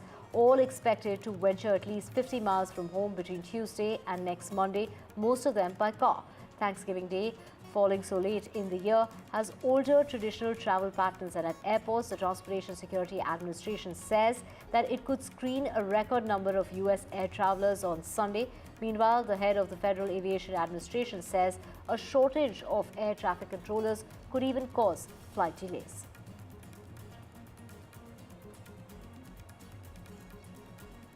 Stars and creators from at least 21 countries gathered on the red carpet on Monday night, Tuesday morning for the 52nd Annual International Emmy Awards. The Indian comedian and actor Veer Das, who won the International Emmy Award in 2023 for his stand-up special Landing, hosted this year's prestigious award ceremony in New York. The night manager was the sole Indian entry at this year's prestigious event. This is series that competed for the Drama Series Award but lost to French series. This was an Apple TV's Drops of Gold that won in that category. Vedas, the first ever Indian to host the awards, revealed that he was nervous before hosting the awards. He also brought in the much-known wit, looking dapper in an outfit by a new designer, Delhi-based designer Shubhangi Bajpai.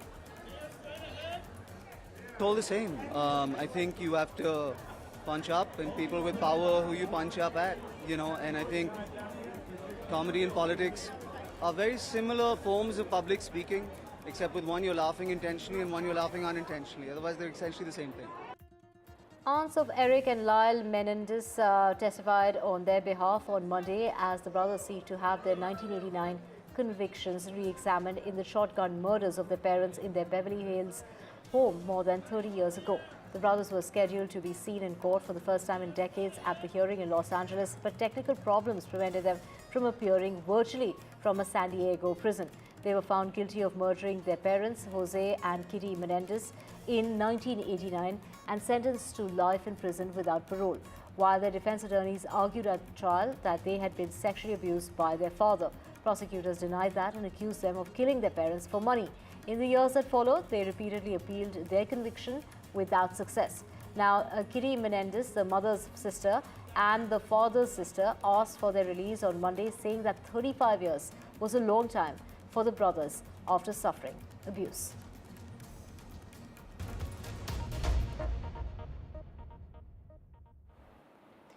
And let's switch tracks now to Delhi, and in the heart of the smog-choked national capital, where the average air quality often surpasses hazardous levels, Peter Singh and Nenu Kaur have created a clean and green sanctuary. Of course, innovation is the mother, necessity is the mother of all invention, and that is pretty clear. Let's take a look at this story of their home in Scenic Farm in the national capital. This couple has turned their residence into a sustainable marvel with an AQI which is not more than 13.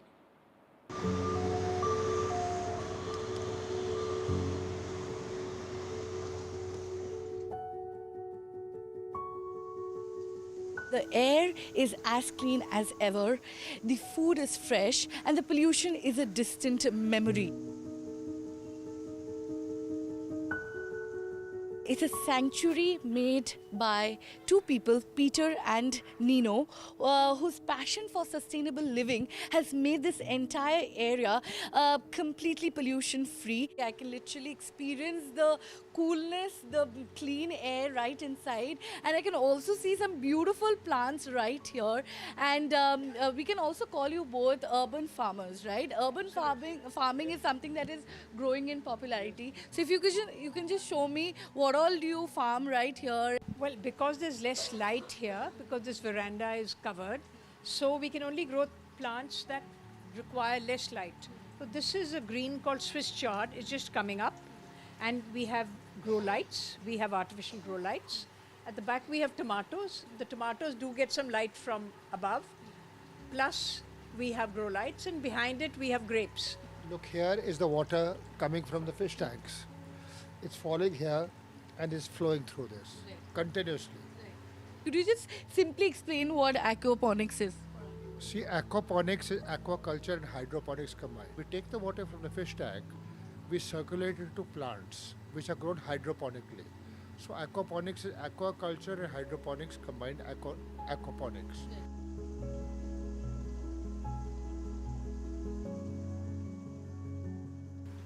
Our only requirement is electricity. Here we have 15,000 plants. They are requiring only 1,000 liters of water a day. You cannot grow 15,000 plants in traditional agriculture with 1,000 liters of water. The water is flowing down into this tray, as you can see it there. From here it's flowing to the lower tray, and from there it's going into that tank where there's a pump. That pump is pumping it right up, and then it flows again. So it's going to these pipes, in which again we've got greens. So you can grow tomatoes in it.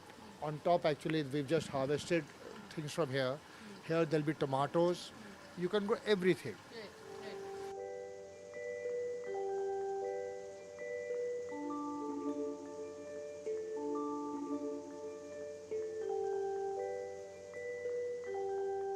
This used to be a garden where there was a conventional lawn and flowers.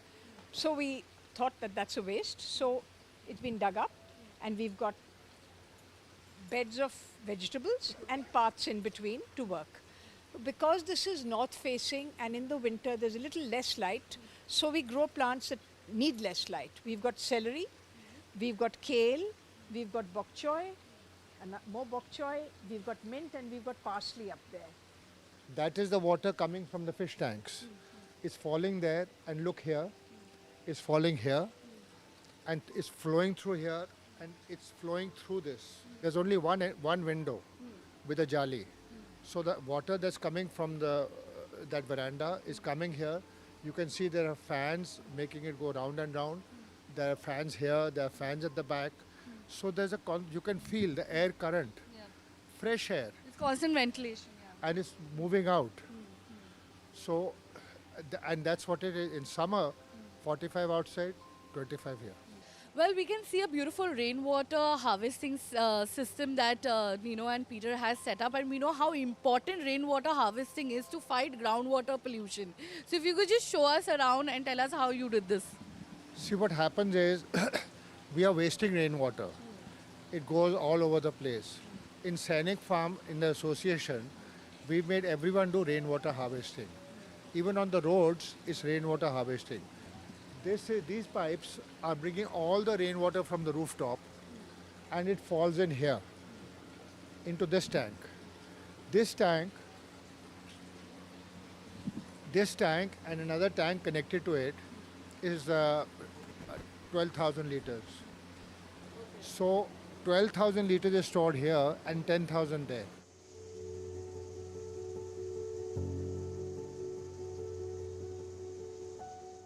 All our food waste is thrown into this drum. To that we add a biocomposting liquid, which is natural bacteria. That does two things. It speeds up the decomposting process and it prevents smell. You're standing here next to what would be kachra, there's no smell. So because it speeds up the process, in about 2 or 3 months, we have beautiful black gold, as I call it, compost, which we have made a cut. So from below we can keep taking out the compost and keep adding fresh food waste here. Now the beauty is you can use your food waste to grow your food again. How beautiful is that? And here these are beds. In that we add the compost along with cocoa peat. We've just harvested palak, spinach, and we've just planted the fresh lot. That is again, see those beds of spinach? Those are ready to harvest this week, and the rest is all coming up. This is what you would have thrown out of your house to be taken by the garbage guy, dumped into dumps, generating methane. There's no smell. Smell it? No smell. And it's nutrient.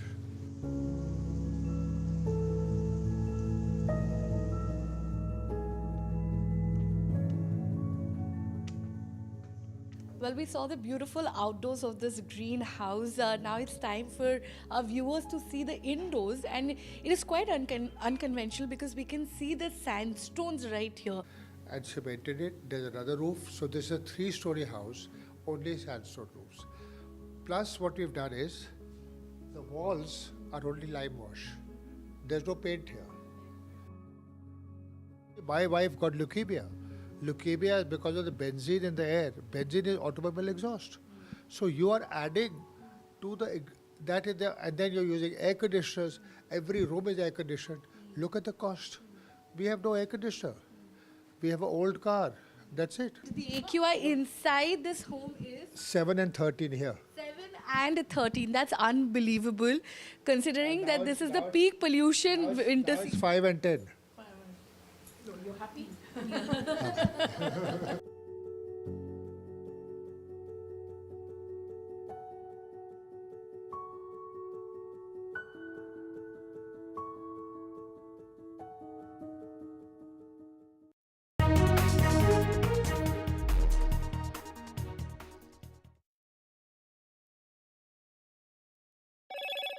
Hello, Moto. Motorola Edge 50 Pro. World's first AI-powered pro-grade camera.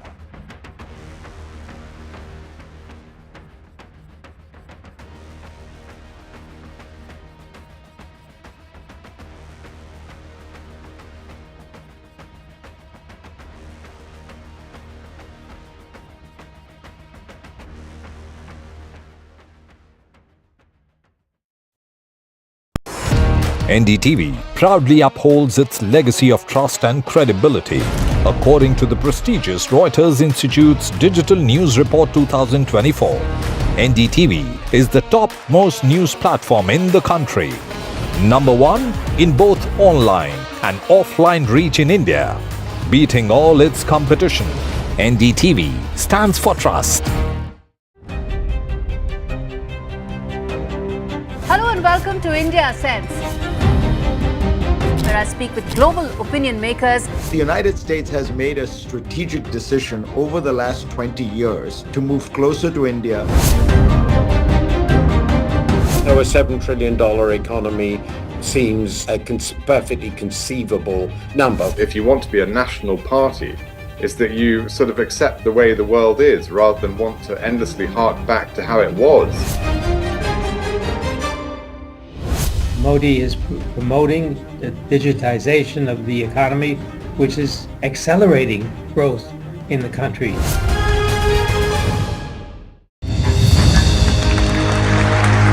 I now request the Honorable Prime Minister to launch NDTV World and address the summit.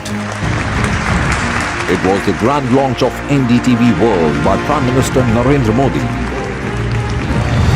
NDTV World, as he laid out his vision for the India century at the NDTV World Summit. कैसी सदी जिसमें भारत के प्रयासों से दुनिया में स्थिरता आए, in the presence of those who are shaping our future. मेरी तरफ से आपको ढेर सारी शुभकामनाएं हैं. NDTV World, your new home for global news is here. New day, new show, a new experience. Start your day with the news, not views. We bring you stories that matter and impact your lives. News that informs and keeps you ahead. From Maximum City, Mumbai, to the seat of governance, Delhi, NDTV brings to you the best breakfast show. The breakfast show only on NDTV 24/7 every morning at 8 a.m. It's a web of frauds, calls, luring emails, threatening messages. Cyber frauds have cast their net wide and everyone is at risk. We track the victims, their horror stories as they get conned online, extorted and robbed of their hard-earned money. How to identify a cyber fraud and how to stay cyber safe. What are your options? Fraud.con, NDTV initiative for cyber safety. Only on NDTV 24/7. I've been reporting on all issues big and small from Andhra Pradesh, Telangana, rest of South India, bringing you all the action, all that you need to know, all that you want to know. The energy of Maximum City is infectious. I bring in that energy in our news coverage from financial capital Mumbai. India's IT capital is always buzz. It's literally a city that never sleeps. And I keep you ahead on all the Bengaluru buzz. Covering from the southernmost part of India over the last 23 years, I bring in-depth and 360-degree coverage from the Dravidian heartland. The land of Mishti is also known for its bitter politics. I have seen much water flow under the Howrah Bridge, covering Bengal in all its vivid colors. In today's interconnected world, India's voice is more crucial than ever. When India speaks, the world listens. At NDTV World, we are that voice, bringing you intelligent and insightful news from India and beyond. From geopolitics and diplomacy to economic shifts, migrations, tech disruptions, and the stories of our diaspora. We cover the news that shapes our global future. NDTV World, your new home for global news is here. Stay informed and entertained with the new and updated NDTV News app. You can watch all our channels live, listen to podcasts, read breaking and exclusive news from around the world and more. Download the NDTV app today and get access to the best journalism and storytelling on your smartphone or tablet. The NDTV app. News that matters to you. NDTV proudly upholds its legacy of trust and credibility. According to the prestigious Reuters Institute's Digital News Report 2024, NDTV is the top-most news platform in the country. Number 1 in both online and offline reach in India, beating all its competition. NDTV stands for trust. Hello and welcome to India Sense, where I speak with global opinion makers. The United States has made a strategic decision over the last 20 years to move closer to India. So a $7 trillion economy seems a perfectly conceivable number. If you want to be a national party, it's that you sort of accept the way the world is rather than want to endlessly hark back to how it was. Modi is promoting the digitization of the economy, which is accelerating.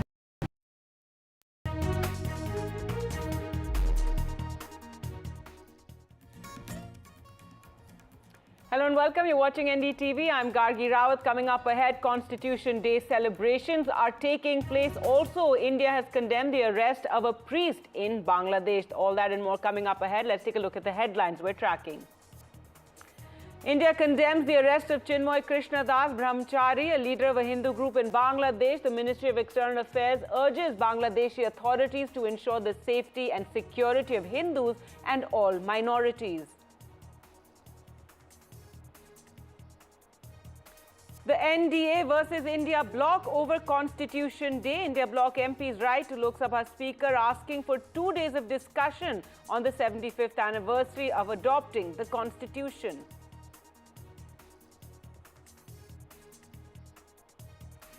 Karnataka Congress MLA speaks against the party's guarantees in the state, says will ask the Chief Minister to roll back a few of those guarantees. Deputy Chief Minister D.K. Shiv Kumar clears the air, says no question of stopping guarantees, may take action against the MLA.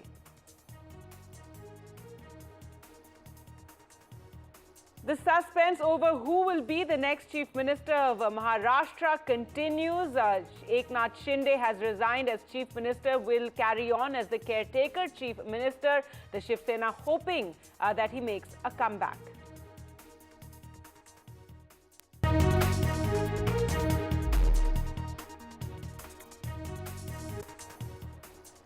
Our top story now in India today condemned the arrest of Chinmoy Krishnadas Brahmachari, a leader of a Hindu group, a Samilita Sanatani Jot in Bangladesh. In a statement, the Ministry of External Affairs urged the Bangladeshi authorities to ensure the safety and security of Hindus and all minorities. The MEA also expressed concern over the fact that while the perpetrators of these incidents remain at large, charges have been pressed against a religious leader. Well, let's go across to Ghazali now for more on this story. Ghazali, give us more details of what the ministry actually said, and also tell us more about this individual who's been arrested. See, since August 5th, since the regime change in Bangladesh and since Bangladesh came under the rule of advisor Mr. Yunus, there has been attacks which have been going around against the minorities, and in these attacks it has been widely reported by the Bangladeshi media and the international media as well that not just the security forces but fringe elements there, the people who are aligned with the religious groups, they are behind the attacks. And initially, after taking over the reign of Bangladesh, advisor Mr. Yunus clearly said that he will ensure that the minorities are protected, they are not harassed. But over the last several months, it has been noticed that in multiple places, in different regions of Bangladesh, there have been attacks which have been reported against the minority groups. Now, this particular priest, he was the one who has been voicing concerns over the attack on minorities, and he has been booked for treason.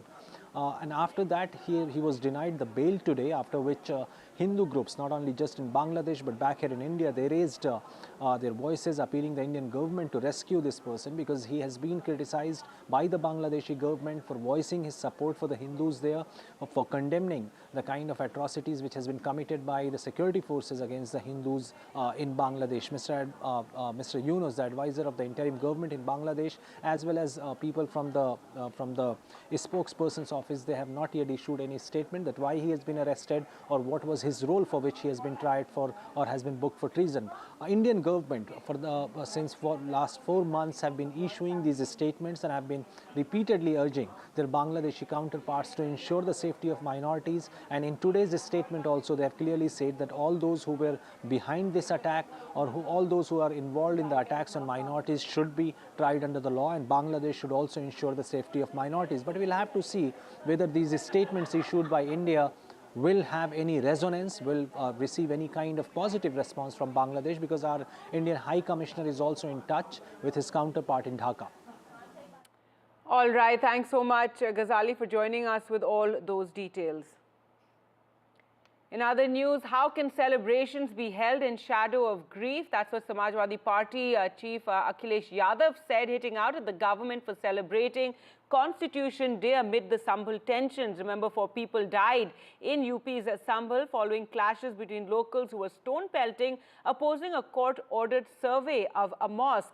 Akhilesh Yadav said false cases are being filed against the MP there, the MLA and his son. If there's any fault, it is the government's. When the survey had already been done, why was it done again? Yesterday, he'd asked for action to be taken against the local SP and DM.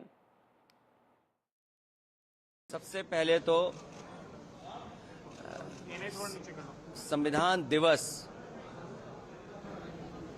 उसके लिए बहुत बहुत बधाई देना चाहता हूं, मुबारकबाद देना चाहता हूं। सच्चा उत्सव तभी है जब संविधान के रास्ते पर चलें, और उस समय उत्सव मनाना जब संभल में जिस तरह का काम सरकार ने किया है, जानें चली गई हैं, गम के साए में कैसे उत्सव मनाया जा सकता है। Well, we're joined now on the phone line by R.P. Singh, spokesperson BJP. Sir, your response to what Akhilesh Yadav has raised there, saying how can we celebrate in the shadow of grief given that 4 people have died in Sambhal during the firing. He also says celebrating at a time when the kind of work and squarely blaming the government for the situation and the unfortunate deaths of the people, saying when lives have been taken and justice has not been served. When they used to do dance and drama in Safai, and when people were being killed in UP that time, parallel to their dance and drama shows in Safai, in their constituency, what used to happen? And this is for Constitution. This is day, we are celebrating a Constitution Day. And then you want to belittle Constitution, just opposing it against something else, this, their point of view, because they have to play vote bank politics. They are targeting a certain vote bank, and they are doing so. Good for them. But fact is, that Constitution Day is being celebrated 144 crore people.